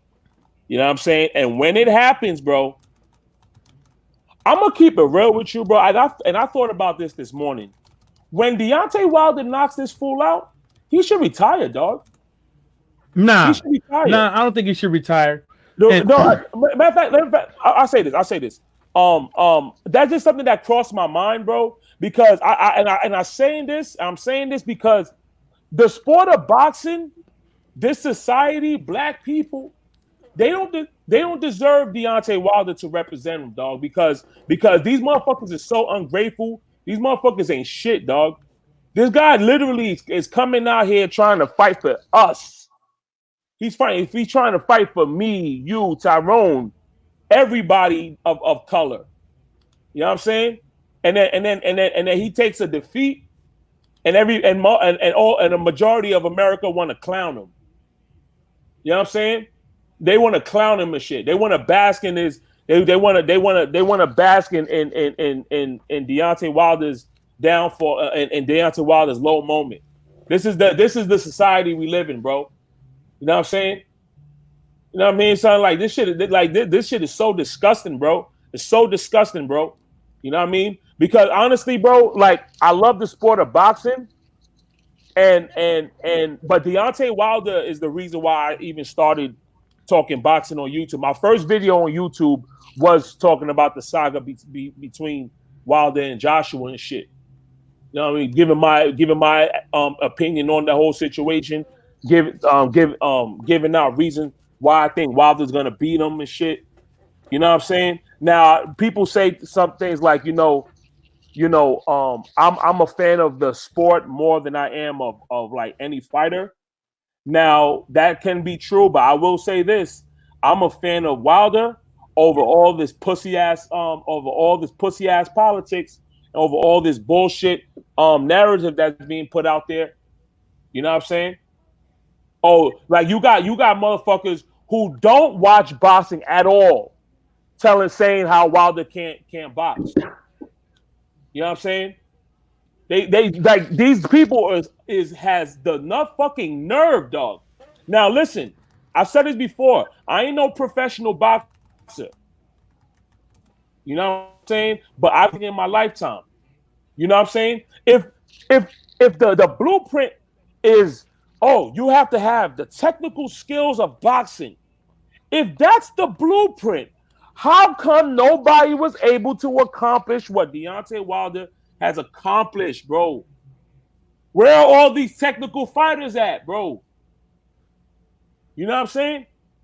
You know what I'm saying? Where are they at, bro? How come they haven't? How come these dudes wasn't able to? How come Brian Jennings wasn't able to do what Deontay Wilder did? He's a technical boxer that started boxing late. He's a pity pat heavyweight. You know what I'm saying? The fucking guy is knocking everything out, bringing us so much great moments, and then he takes and you bask in the glory, and it's like the only reason why you these people are happy because they like to see brothers like ourselves, brothers like the LDBC, guys who really support Wilder have like a low moment. You know what I'm saying? This is why like I always this is why I have a lot of appreciation for like LDBC, like the whole idea of LDBC, bro. I love this. I love this platform, bro, because a lot of these dudes out here, some real ones, bro, that's really out here trying to support and change the narrative of the black fighter, dog. This shit is this LDBC shit is deeper than boxing, bro. It's deeper than the fucking jab, right hand, left hook, all this pussy shit, dog. It's deeper than that. You know what I'm saying? And real talk, bro, like these dudes out here, man, this shit is crazy, dude. But it's all good. Like I said, when Wilder knocks this man out, bro, dogs, that's gonna be some epic shit, dude. And I'm gonna come on my video and I'm gonna fucking go in, dogs. Oh right. My God. Let me say something now. I posted something on my Facebook, right? I said, for all y'all making fun of Deontay Wilder, remember maybe he was fighting for you. And one of my relatives responded. He says he was boxing for that purse, and I'm just gonna keep it kind of like all of it kind of a little bit simple. And he said, and I said, what's the case? He said, explain. I said, explain what? A prize fighter or my main post? He said, your post. I said, before I answered this question, have you been paying close attention to boxing? He said, all the time. And then he said, well, I don't need, and then I said, well, I don't need to answer it. What's understood don't need to be explained. Hint, you get it? To make a long story short, this dude gonna say this, because it's a slew of, it's about 20 fucking posts back and forth, right? Says this, Mike, the fact that he speaks on racial injustice doesn't mean that he fights for me in the ring. It means he is using his platform to spread the word to this day. And I wrote, yeah, okay, buddy. Because at the end of the day, I put it like this. The reason why he's fighting for you in the ring is because he's sacrificing something for you. Deontay Wilder, unlike a lot of the boxers out there right now, right, has speaking up on something that they refuse every time they ask to speak up on it, because they know now well when they speak up on it, they will either never be heard again or never have a fucking job as a commentator. See what I'm saying? Wilder sits up over here, talks about it every single fucking chance he get, about how fucked up it is over here. Every single chance he get.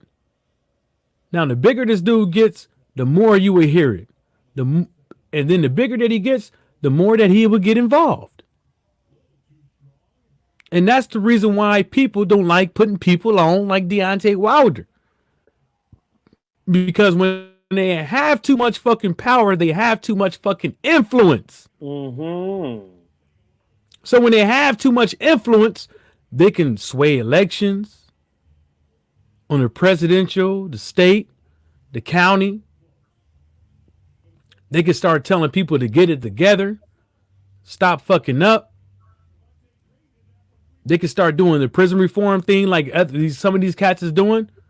But you know, they already put on and stuff like that. They're allowing them to do it. Because if it was that fucking easy for somebody to go out there and do prison reform, right? If it was that fucking easy, right? You don't hear nobody trying to stunt their game. You don't hear nobody bringing up old cases. You don't hear nothing about nobody talk about Jay-Z being a snitch, on how he told on his homies, on how he did Benny Single, on how he had bad business practices with Rockefeller and all them other cats. You don't hear nothing about that. You don't hear about all his past lawsuits. Maybe you got a couple of sexual assaults allegations. You don't hear nothing about that. The same as why? Why is that? Let somebody that ain't been put on do some shit like that. Let somebody that's been doing it from day one, you know, get at age 20, moving on up, all of a sudden you win the title and you want to put him in there with Povetkin, a PED cheat, because you don't want to be the face of boxing. You don't want to be the face. You damn for sure don't want to be the face of boxing in America, especially on the international scale. Oh no, it was about time to get that fight. I'm not gonna lie. They didn't want that shit. If you look at since Wilder won that goddamn fucking belt, you didn't hear nobody take the time to talk about this guy like they should have talked about him. Because his mouth is too fucking big. Because his heart is too fucking big. And you can't stand it. Because there's too much fucking power in it. You saw it with Muhammad Ali. You saw it with countless other boxers. You saw it with countless other basketball players. You saw it with countless other fucking football players. They don't want you to get too big. When you get too big, they kill you. They kill you before you fucking grow. And that's a Bob Marley right there fucking quote. Kill them before they grow. Kill them. Not physically. But you nip that. That's all I got to say about that, man. Yeah, man. All right, y'all might shut this down. You ain't going nowhere. Now, my question to you, Tyrone, are you gonna take a shower? No, I already told you I did. Okay, good. Today, but I'm saying, Yeah, like I said, bro, get like you could look past this shit, bro. It's all good, bro. it's just You know what I'm irritating saying? because, man, BoxRec don't lie, and it shows all these guys didn't really fight, monsters. There's no monsters out there, but I said that he was the best out there of this bunch. See, Tyrone, look. The bar was raised for him to beat this guy, and for him not to beat him is just really shocking for me. And I don't think it were a fair fight too. So there's all these sort of I don't give Fury credit for it, man. I don't give Fury credit for it. The bar was set so high. I thought it was just gonna blow him out, and at the same time, his legs weren't right, and it's just irritating. I know he got the beating of this guy because he's better than him. Because I don't think much of Fury. Look, BoxRec do lie, Tyrone. BoxRec don't lie. Yeah, do. Listen. Yeah. Hold up now. Because if BoxRec didn't lie, Deontay Wilder, by BoxRec standards, wouldn't be a champion. What do you mean by that, a champion? There's no BoxRec champion. No, he wouldn't be a WBC champion. If that was the case, Andrew Ruiz wouldn't have beat Anthony Joshua. I mean, they pick certain fighters to win fights on the left-hand side. They were picking. Oh, I see. To win this title. But I'm not going to use no other man's judgment, no other man's thing to tell me who I think should win. I'm not going to do it. I'm talking about BoxRec's record keeping don't lie. They got the names of everybody's record right there and who they fought. Oh, if you're saying that, then yes, you're right, That's what I'm saying. I'm not saying about who they choose and who they don't, because there's losses, there's red L's throughout their schedule. But as far as who they fought, BoxRec don't lie. It shows who they fought. Yeah. If you're saying that, yeah. That's what I'm saying. But I'm like this, man. I'm like this. At the end of the day, I thought it was a good fight. Win, lose, or draw for boxing, period. I thought it was, because whether or not people hating on Wilder, whether or not people, bigging up Fury or whatever the case may be, guess what? It brought more light to boxing. And as far as, look at the LDBC. These cats don't even know you contributing to our AdSense. And that's why I'm kind of reluctant to even block these motherfuckers. Get my view count up, bitch. You know what I'm saying? Fuck you. I make you sit there and talk all goddamn day and ignore your ass. Just keep deleting your messages. Just so you can fucking stay there. And get my watch hours up. Because the sport of boxing is growing, but it's not growing for the right thing. It's not growing for the right thing, but at least it's growing. But we're going to get somewhere. I just hope that, when Wilder gets to this rematch, that he makes the correct decisions.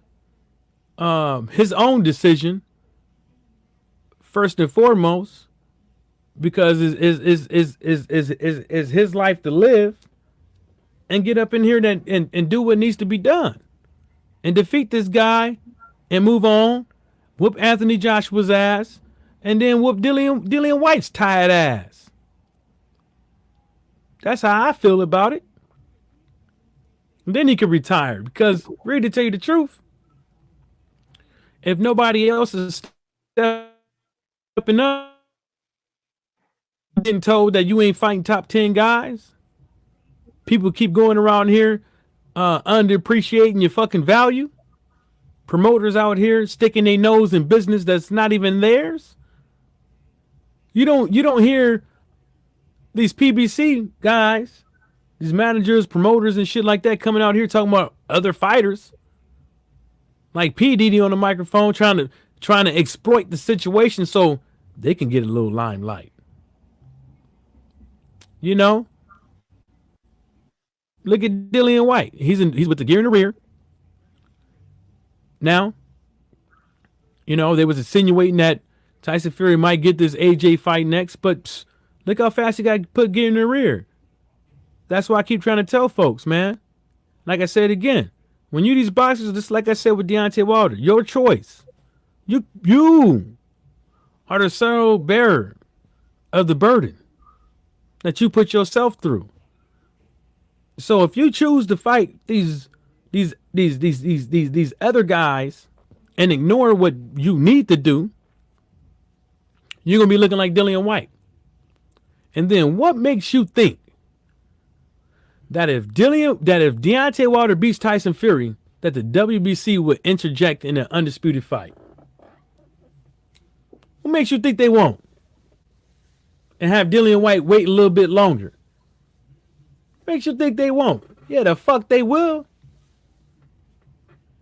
You know?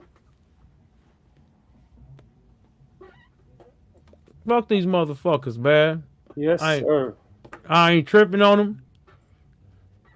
I'm still happy that my favorite boxer, one of my favorite boxers, is able to fight again and redeem his glory.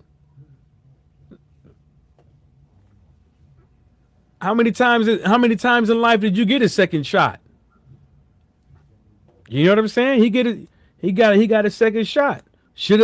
They should have had him out of there the first fight, but they didn't. So what? You know? But guess what? We get a second shot at it. Yeah. All right. I think I gotta shut this down. Yeah. Brooklyn, any last things you want to say before I get up off here? Deontay Wilder's that dude, bro, and he's gonna knock out Fury, bro. That's how I feel.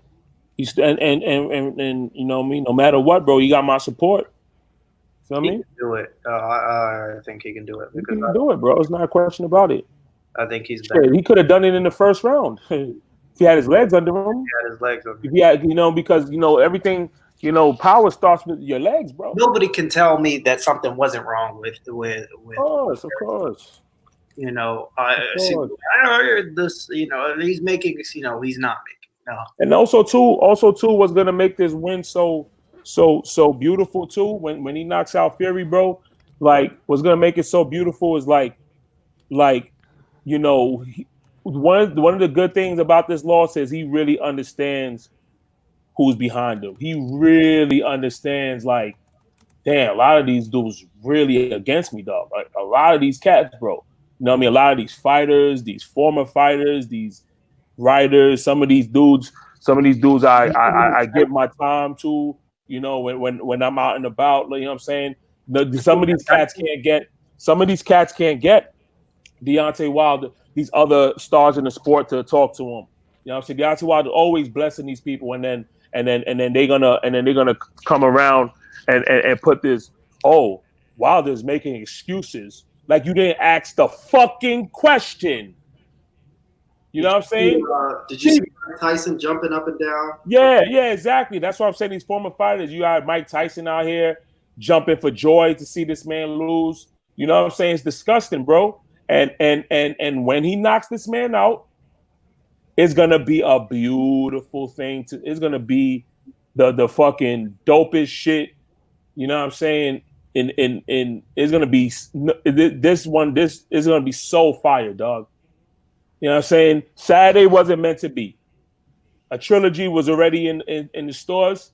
Saturday wasn't meant to be, bro. It wasn't meant to be. It wasn't in the cards. I'm gonna give Fury his credit, bro. He's a good fighter, dog. You know what I'm saying? Now, next time, or you know what? He has to take him out. He should have balled him out this time, but shit, he's and if it doesn't happen, dude, still salute to Deontay Wilder, bro. The man, to what he's done in 15 years of boxing. I mean, think about it, dude. You know what I mean? Some of these dudes start boxing, you know, in 15 years and are still, a lot of these dudes boxing for 15 years are still in the amateurs. This man coming to the pro ranks from 2005 to 2020. This man was a heavyweight champion with 10 title defenses, with no experience, hardly any experience. And for him to do what he did, like I told you, I asked you what fighters accomplished what he accomplished starting boxing at 20. Look at the names you named, bro. You named Jack Dempsey. You named James Toney. You named Larry Holmes. You know what I'm saying? Yeah. And and I'm sure there's others. I think George Foreman's one too. I think he started boxing super late. Archie Moore, Look at all these great fighters, bro. Billy Conn. Exactly, dude. The list go on, and Wilder's in this company. 10 title defenses, dog. Successful title defenses. Knocking out everything on sight.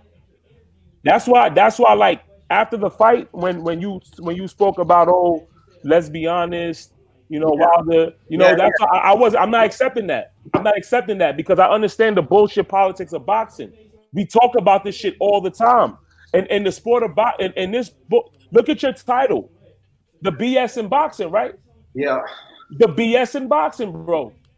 You know what I'm saying? Look, how many times, how much guys that was ready to fight Wilder suddenly popped on PEDs?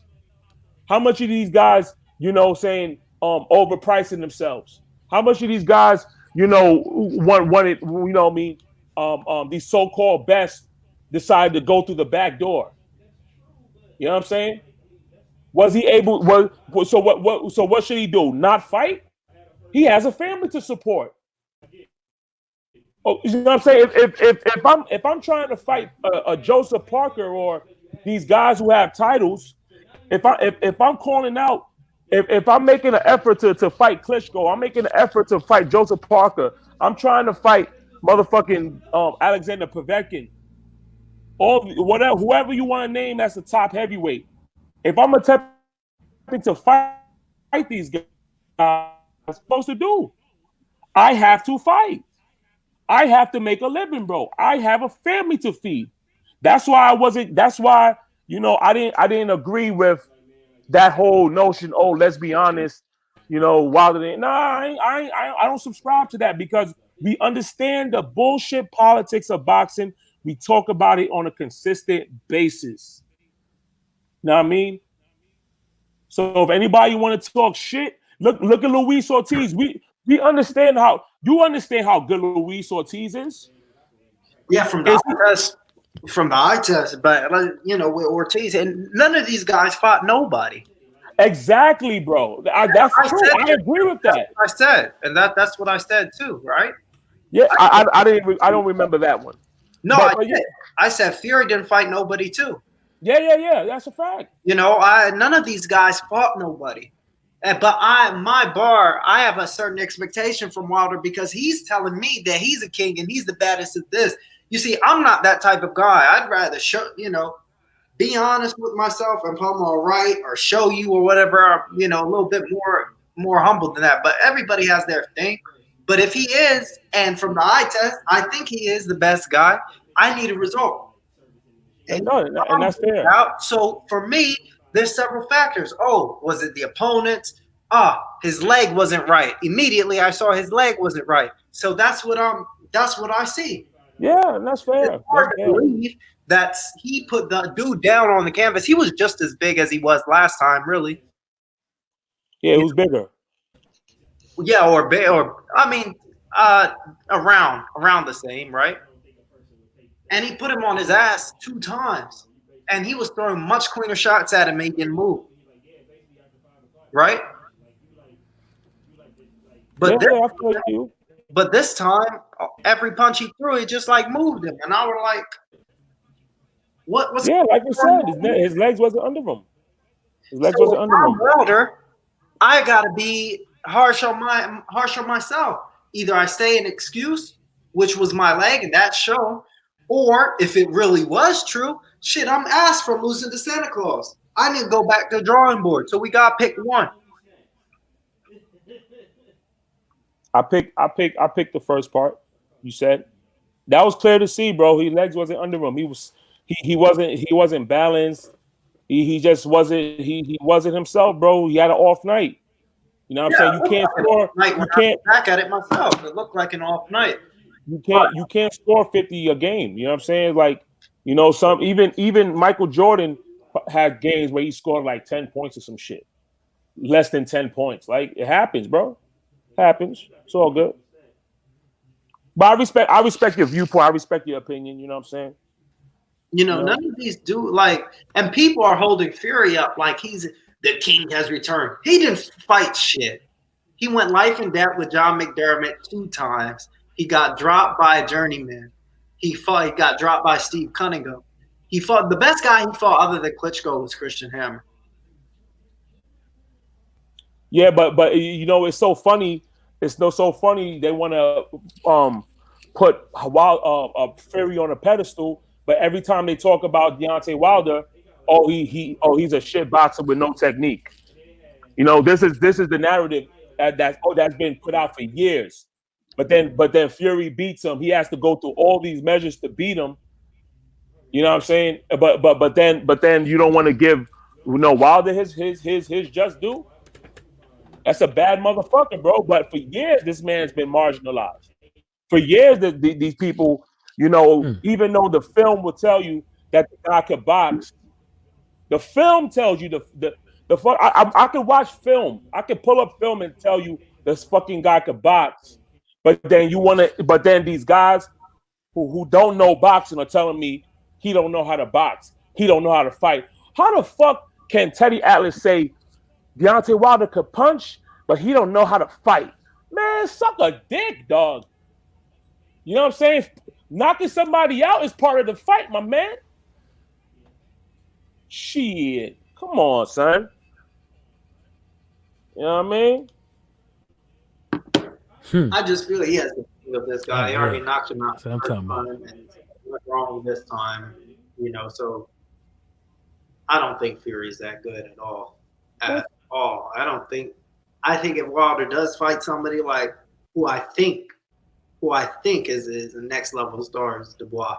But you know, only time will tell with him. But Wilder will probably be out of boxing by then. Yeah, he'll be out of boxing. He'll be out of boxing, bro. This boxing shit is bullshit, dog. Yeah, this boxing is bullshit. You know what I'm saying? I'll be honest with you, bro. There's been a lot of days where I regret starting up a channel, dog.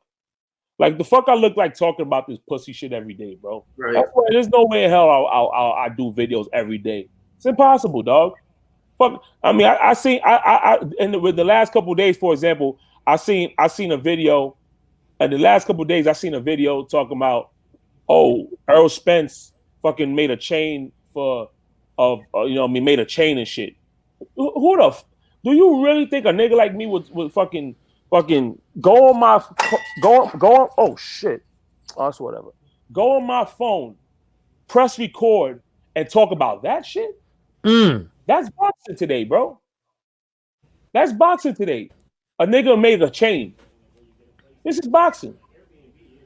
You know what I'm saying? Eddie Hearn says this on Twitter. And this person said that on Instagram. This person said this. That person said that. This is what's going on, bro. The fuck I look like talking about this shit. The only reason why, honestly, bro, the only reason why I started even talking about boxing is because of Deontay Wilder. And to be honest with you, bro, now I'm gonna always jump on live streams and shit. But to be honest with you, bro, when he's done, I'm probably gonna be done with this shit, dog. I look like talking about this shit all the time. I saw it. I saw the chain. It did look nice, but you ain't lying, man. And I ain't mad because this motherfucker got money to fucking spend. So fucking what? That ain't even boxing news. You know what that is? You know, that ain't even boxing news. You know what the fuck that is? That's called fucking gossip. That's called gossip. This ain't fucking love and hip hop. You know what I'm saying? Like, let that man fucking do his thing. Ain't nobody worried. Man, I saw that same dumb shit. You know what I'm saying? It's like, what type of pussy shit is that, dog? That, like, even if you support the man, dude, it's like, come on, dog. You look weird, dogs. It's like, think about it. These dudes that talk that have these channels, they on Instagram all day just to find something to talk about, dude. We can't talk about fights. Because in my perfect world, I would love to for my channel to really talk about significant fights, bro. Because to be honest with you, dog, I have a busy life, bro. I don't have time to watch every fucking boxing match. That's you know what I mean. It's like for example, let's say you're a fan of the NBA. Let's say you're a fan of basketball.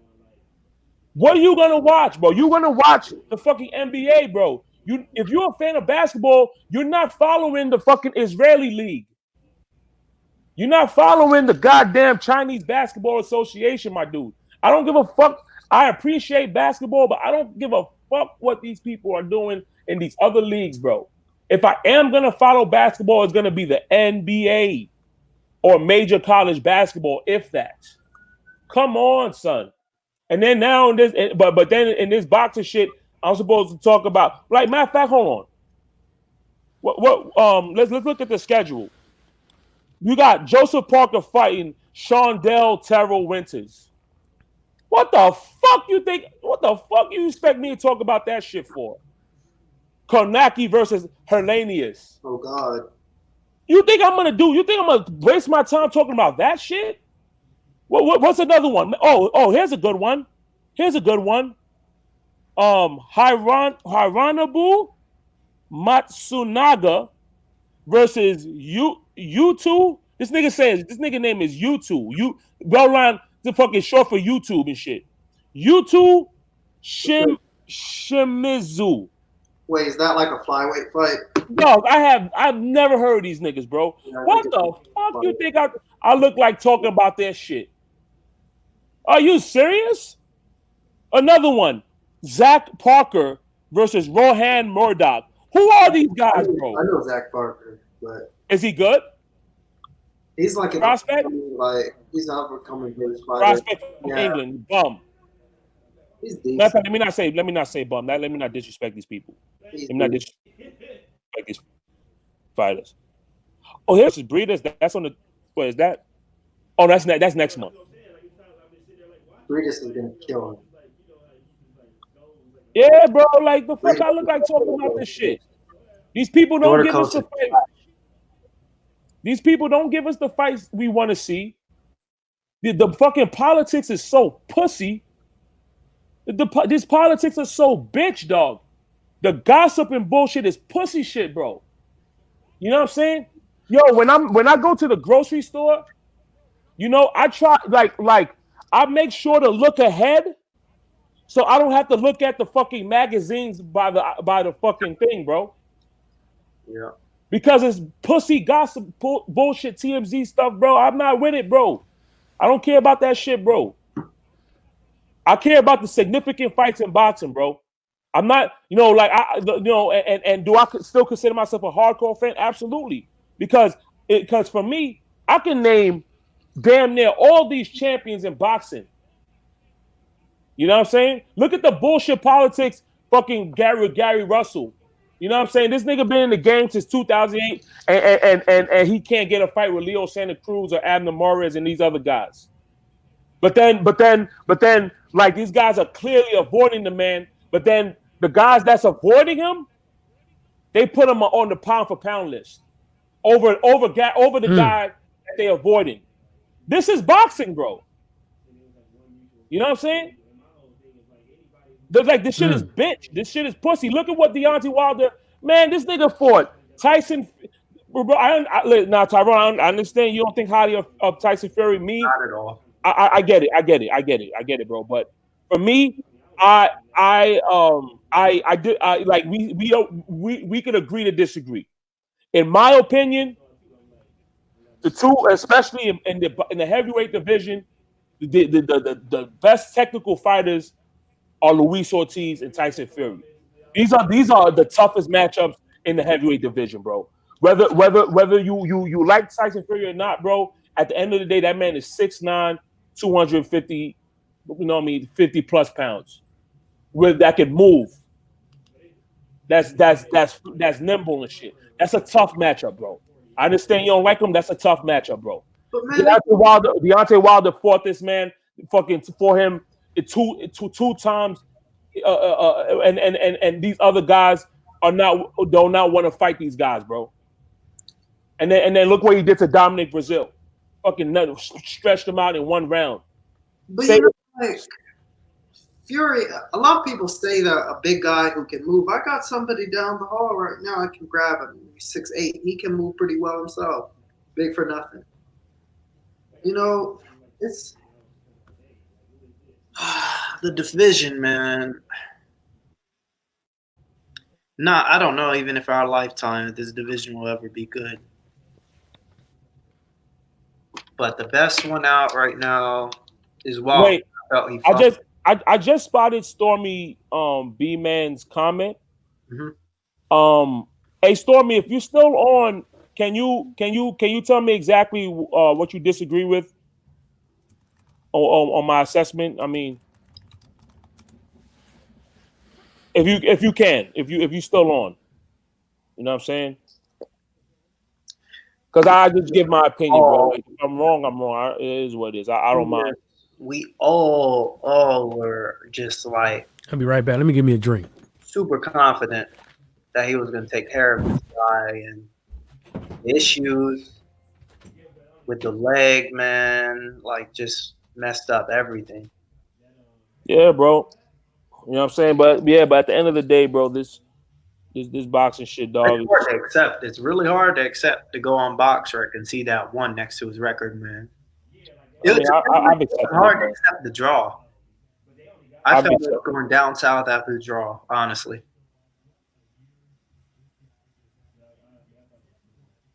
Like it felt bad after the draw. The draw to me was like a loss because it wasn't on the green side. Yeah. And then this one, it hurts bad because I gotta wake up every day now and see this somebody who he has the beating of. It's still a toss up, but he can knock this guy out. I believe so too. I believe so too. There's people who supported him coming out saying, "Oh no, Fury will beat him worse." Nah. I don't think so. I don't think so, man. I don't think so either. I think Deontay Wilder is getting ready to go to war, bro. If this fight had just been a pity pat bullshit decision, it would have been a close fight, probably. But it went to Fury's way. I would just say run it back. You know, no big deal. But how it happened is just really irritating. It's really, really irritating. Because I don't think much of Fury at all, and I'm not going to give him credit for it. Nope. That's fine, bro. What's up, Stormy? What's up, brothers? What's going on, man? Hey, what's going on, Stormy? Hey, man, I'm on the move, so if you hear a little background noise, that's what it is. I can mute when I ain't talking, though. Yeah, I could make out what you're saying. Yeah, what I was saying with my comment there in the chat, Brooklyn, about being able to fight. A lot of boxers out here today in the boxing game, they have had success with knockouts and primarily over guys that basically have been set up in their careers for them to look good against. When you can't look good against a prospect that your people have matched you up with, that means you definitely don't have much. But you don't really see until fighters begin to step up in the stage of 50-50 matchups. That's when you know that a fighter has a little bit more. When you put them in against guys that should be able to hold their own with him, and he starts dusting them up. So when I made my remark about, just because a guy is knocking people out, that doesn't mean he can fight. That means that he might have a punch. That means that he's capable of sleeping people with his power, but that doesn't mean he can fight. Oh, okay. I see what you're saying. I see what you're saying. To be able to fight means that you could deal with what's being brought to you and before you, even with advantages or without advantages, but you can handle yourself under said circumstances. See, that's the difference. Gotcha. A lot of guys can't handle circumstances where they haven't been put in favorable positions.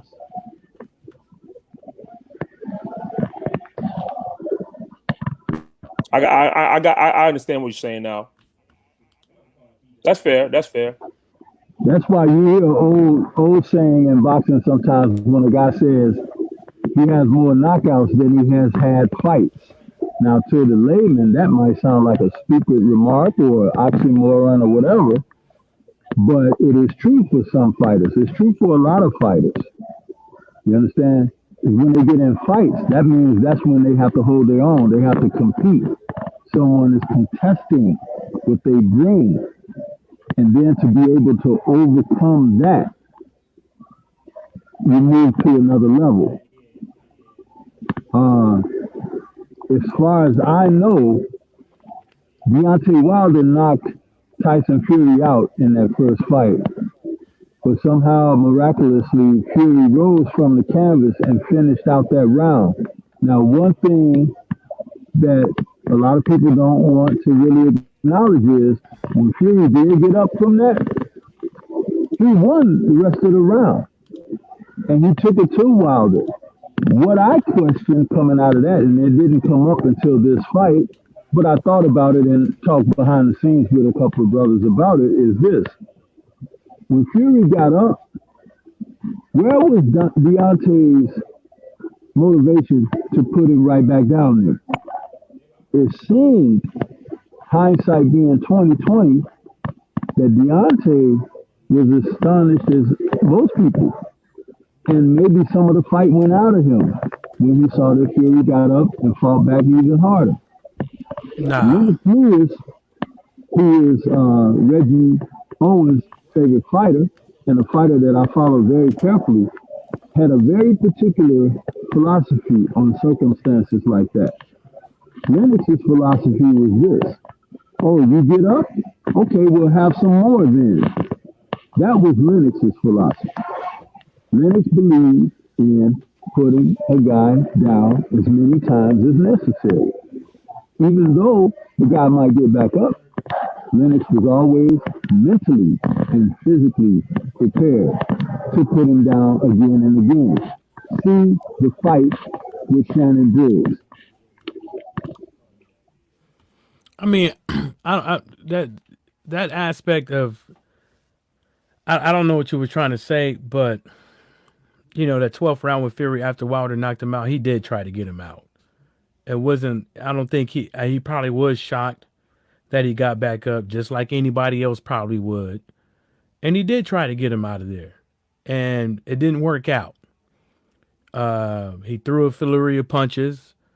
Ended up getting caught with one.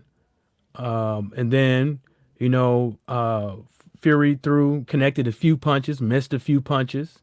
And Wilder threw a few punches, missed a few ones, connected a few ones. I don't know what you're trying to say, but I think that Deontay Wilder tried to win that fight. It was the 12th round. It was a 12th round, you know, heavyweight fight. How many heavyweight fighters get to the 12th round and don't look gassed or give a few flurry of punches and don't get gassed after that, especially in the 12th round? You know, it's you know, that's all I had to say. When you say you don't know what I was trying to say, I said what I had to say directly. There's no mystery or riddle. Well, because I went to the kitchen and I came back, so I caught the tail end of some of the things that you were saying. I didn't catch it all.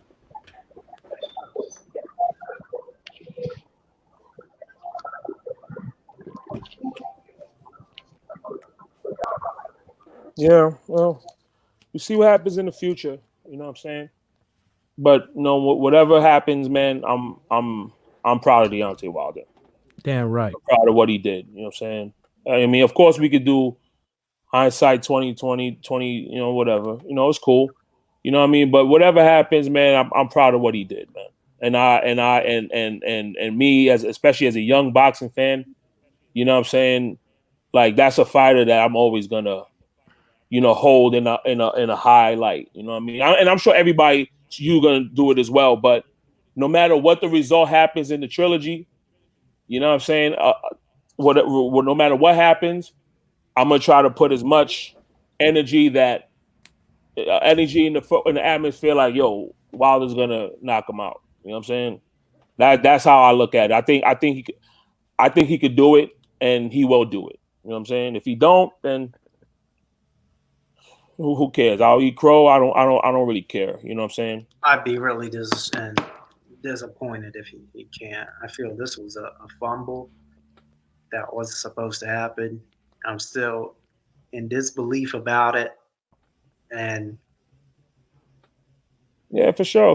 But like I'm honestly, bro, I'm over it, bro. I'm really over it. I mean, because honestly, like this was tough. It was tough to watch, but like listening to the people who support Wilder, listening to what Michael Johnson had to say, you know what I'm saying?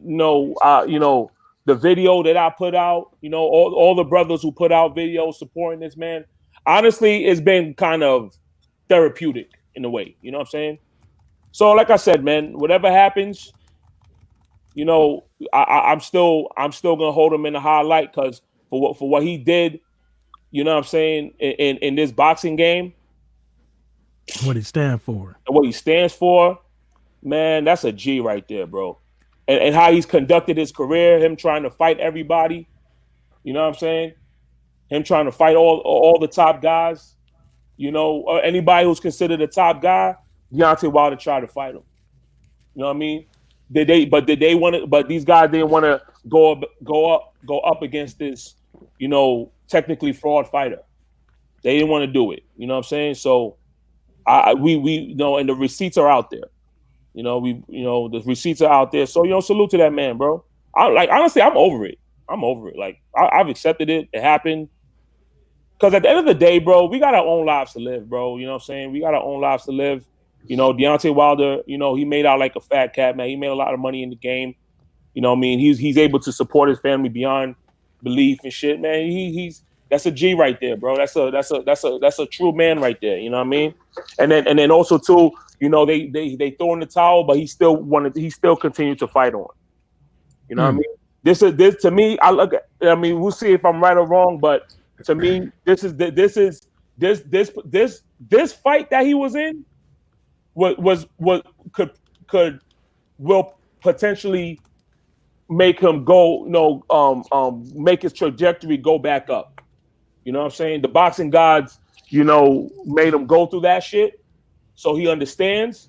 You know what I mean? And then I think he will be able to bounce back from this, bro. I think so. I think he could do it, bro. And that's how I look at it. All right. I think I'm about to shut this down. All right, no doubt, yo. You can tell the art, right? Hey, fellas, I want to say this one last piece too. All right.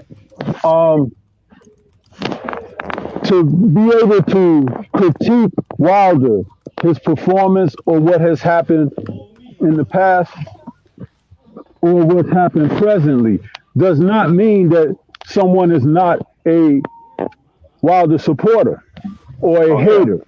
We're living in an age where people refuse to receive constructive criticism, at the same time thinking that they can avoid the fact that criticism is there being against them. That's not what criticism is. Absolutely. And we are in a position to critique with the fact that we cover the sport, flaws and all. Okay? And the thing about it is, when you're having success from doing something, that does not mean that because you're having success, you're doing it the correct way. Okay? So just as we have, roll with the success, we also have to accept the failure. because that's a part of life. Absolutely. Otherwise, the good man would have put us down here to only be full grown and not to be able to mature. You see? So there's nothing that I have to say that either brings forth criticism of Deontay or support of him that will not be balanced, because I acknowledge the success that he has, but I also have acknowledged the fact that there has been more than enough room for him to grow exponentially, and he hasn't, because he himself has relegated himself to be content with what his success has been predicated on, and that's getting one-punch knockouts. You know, in the gym, we've always been taught to put them together, put the shots together, you know. But when you got an eraser like he has, it's hard to not just say, hey, that's what I'll rely upon. But you have to be reminded, just like, you know, when someone is being successful in life and you have to remind them, hey, man, keep both feet on the ground, okay? Don't lose your head in the clouds.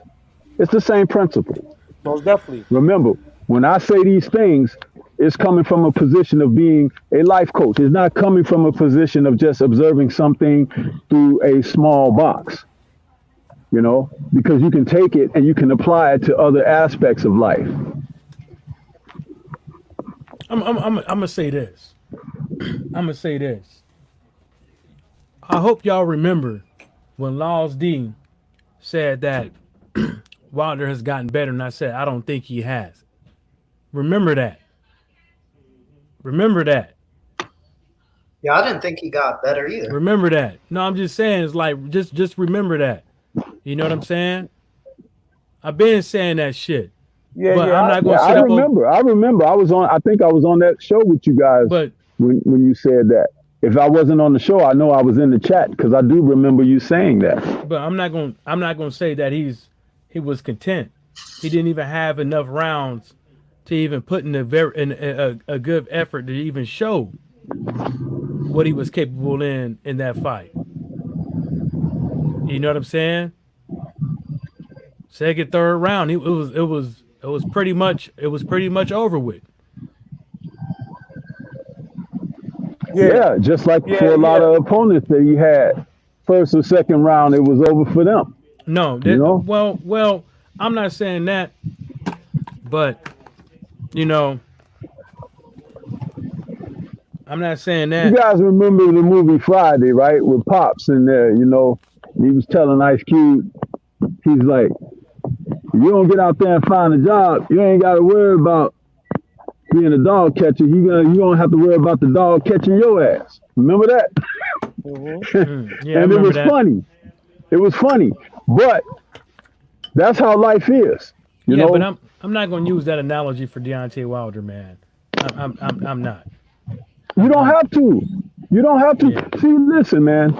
Yeah. You have whatever it is you feel and believe or whatever, and that's very fine. And that's what I'm saying. But I don't have to contest everything you say or whatever your thoughts or feelings are or whatever, because mine may be different. Hold up, but I notice that you seem hold up, to Stormy, man, always have before you a came sense on, of because before you came on, you already opposing the disagreed. things that I have You to already offer, said you but that's disagree okay, with- brother, with, because at the with same Brooklyn. time, So you do it too. I've You do been it with me around too all the long time. enough that these things do Man, I don't come care how about, long you've and been the around, wheel man. does turn. I That's keep it just peaceful with that's everybody. right. I don't try to make it. I don't try to make it to where I'm trying to interject on people's way of thinking. I keep saying I keep saying I over and over again.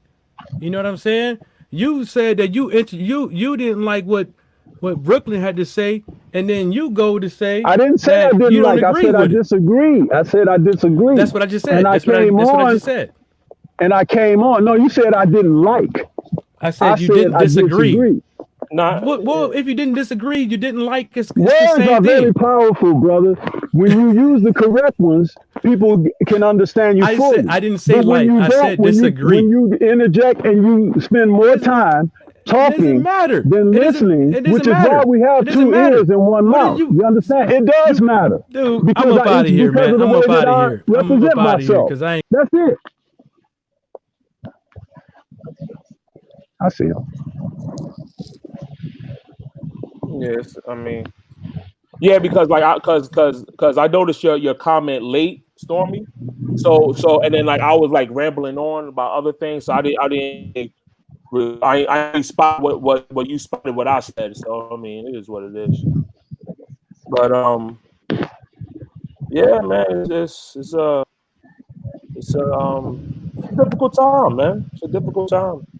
You know what I mean? It's a difficult time. I don't know how much of the stream you heard, but you know, I've been listening the whole time. yeah, man. I've been listening the whole time. And I'll tell Tyrone something. The way he feels about it, he should feel that way. Because something is awry. Something is different here. I don't know what it is, but I have my suspicions. But at the same time, I can't tell him how to feel about that. Because it's just not sitting well with him. It's not sitting well with me either. Me neither. But I do understand that there are some flaws that Deontay brought along his ride, and these people were ready to capitalize on some of them. Mm-hmm. He wasn't ready for that. My thing was, I'm sorry to cut you off, but I mean, you know my position on this.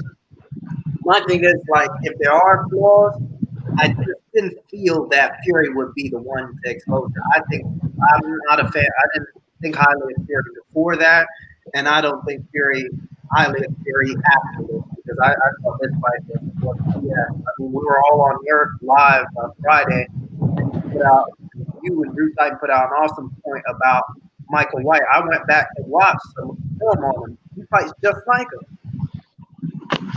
Very similar. You know, so You were saying, I'm sorry, you cut out on me a second. You said, what about the Friday night? You said something. I said you and Drew Titan put out a good point about Fury being like Michael White.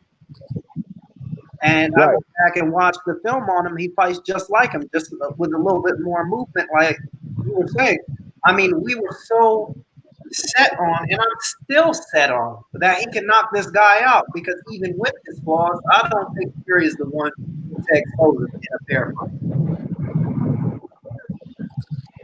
It was a very strange evening, though. I mean, do you recall seeing Deontay pacing in his dressing room? Yeah. It appeared to be like a couple of hours, man. What the hell was that all about? And then when they showed Fury was, sitting down, relaxing and everything, as he should have been. I don't know what Deontay was doing. I don't know where he was mentally. But there was something, there were a few things that were just out of order. My friend doesn't even watch boxing, but he was with me for the first fight. He was with me for this fight, this second fight. And just before that was Martin in Washington. What was Washington doing right before he got destroyed by Martin? His eyes were bugging out of his head. And then in the Fury fight, my friend turned over. He said, "Look at Wilder. His eyes are bugging like shit too." And I said to myself, I was like, "Yeah, his eyes are bugging. What's going on?" Before a punch was even thrown or landed, they were just moving a little bit. And then you got Tyson Fury, who's scared out of Martin, because Wilder threw one shot that just grazed him a little bit. And he was like, he looked in the corner. I don't know if I should do this. He could really catch me or something. And he said, "Fuck it, let me go for it." And he went for it and hit him behind the head and all this, but got the win. But Wilder didn't have his feet underneath him. Something was wrong. That's the only way I can logically make sense of it, because in the first fight, you're talking about a guy who by the sixth round, after all the water weight was off, was about 200 pounds. And the other dude is like 200, 50 something, 260 pounds. And he's hitting him way cleaner than he did in the second fight, and he barely moved Wilder. You know what I mean? Just something was off, really off. Yeah, man. It didn't make sense. It doesn't. I'm gonna throw something out there and ask you guys if you know about it, cool. Brush up on it. If you don't know about it, try to look into it more. You guys ever heard of the RFID chip? RFID chip? No. Nah. Okay, when you finish your stream tonight, I suggest you go and check that out. Now, you may have heard about this. If you get a dog or a cat or animal from an animal shelter, you know, you can get that animal's history of doctor checkups and stuff like that, because they put a chip in the animal, okay, and it has the animal's ID on it, the DNA of the animal, what type of blood, whatever. They have actually started doing that to people as well. Now, the interesting aspect of RFID chip is that once you have been chipped, your everything, all your blood type, all of that stuff, who you are, your name, your birth date, all of that stuff is on a little chip that they can put in under your skin. Okay. Now, the chip is about the size of a grain of rice. That's what it was a few years ago. It may be even more minute than that now. But the fact is that it is implanted. They could give you a shot, just like they give you a shot for the flu or something, and it'll be right under your skin. Now, they're doing that to criminals. They're doing that to people who are traveling so they don't have to carry passports and IDs and stuff. They can just run their hand or their wrist or whatever under a scanner. It's actually the thing. It's actually the thing that, you know, people have been claiming is the mark of the beast that the book of Revelation talks about, because by science, they can do these things now. A world with no currency. Yeah, but this is the most interesting aspect of the chip. Once the chip is under your skin, it's not to be taken out. It's supposed to stay there until you're here no more. But at the same time, there are other things that the chip can do that the public hasn't been told about, including mind control, including controlling your illnesses. Like if you're a diabetic, it can heighten whatever your strongest strands of diabetes are. If you're a person with high blood pressure, heart problems, these kind of things, a simple activation can turn things up or turn them down in your system. Now, some of the first people who get chipped are entertainment people.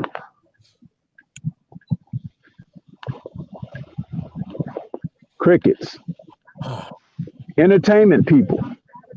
Now, if you go and research this RFID chip, just do it, because I want to say something.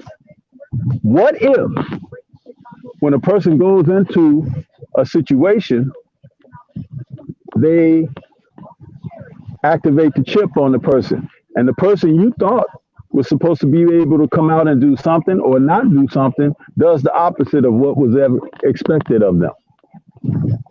The audience will have no idea that this is the type of power and control that can now be put over people.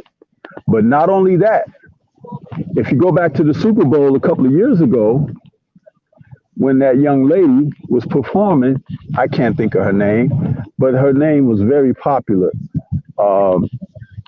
Just before she was supposed to perform on the halftime show, she stood there like a robot, and she had a blank stare. She was doing absolutely nothing. Then all of a sudden, she kicked right into action like nothing happened. Some people felt like that was a definite example of the chip being activated in a person. Beyonce has done some strange things when she's done her act. There have been a number of personalities that we know. Eminem was in a broadcast booth for a college football game, and they were standing there talking about him, joining them in the studio and everything. And he was standing there just kind of looking left or right like he was in a trance. And then when they said, yeah, so we got Eminem here with us, and he woke up out of that trance that he was in, and then he began to engage with them. But for a moment there, he was distant. What was up with that? And then the guy that's on the, the NBC News, the black guy, who does the weather and stuff like that. He had a situation, New Year's Day, a few years back, where he was standing there and they were all talking about the festivities and everything. And somebody mentioned something like, yeah, it'd be like catch the Holy Ghost. And the word Holy Ghost was spoken, and he went into a fixed state where he stood there motionless, eyes fixed for over 2 minutes. And then Matt Lauer said something else, and then he came back too and started smiling with them and everything like nothing had happened. They called that a glitch. It was either a glitch or his chip was activated or something like that, because the guy really had become distant from them in that situation. All of these are facts, and they've been doing these things tremendously since the 2000s. But I'm telling you, look into this, then you might begin to have a sense of some answers of what the questions you may have. Man, Oh man. that's elite stuff. That didn't even cross my mind. I think it's an injury in camp. I'm saying a leg injury. He just didn't have his leg. Not serious. The thing about chip technology, man, it is supposed to put people under a system of control, because we have a lot of radicals in our society. And the last thing they want us doing is thinking for ourselves and doing for ourselves to a degree where we oppose this order that they're trying to bring to fruition. That's a fact.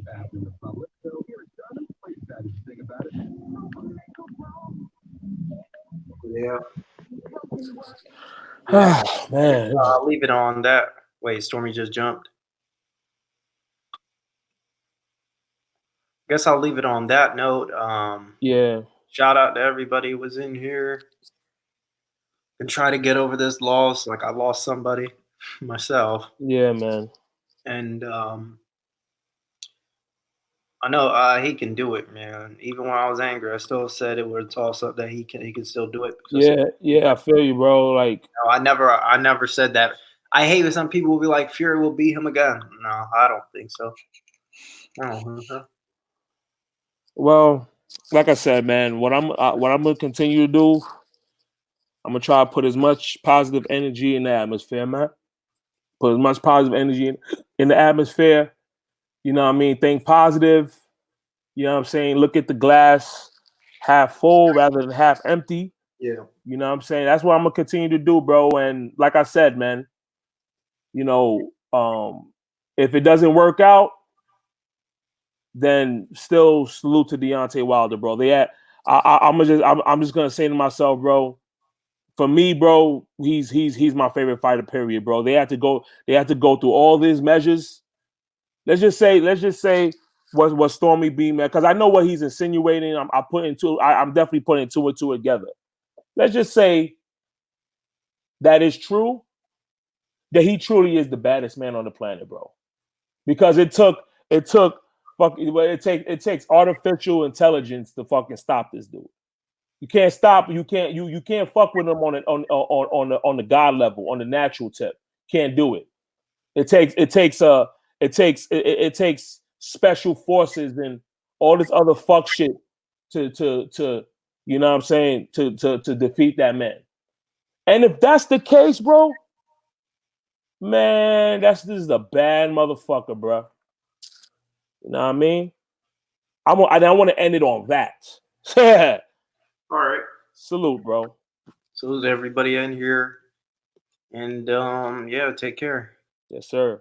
Peace out.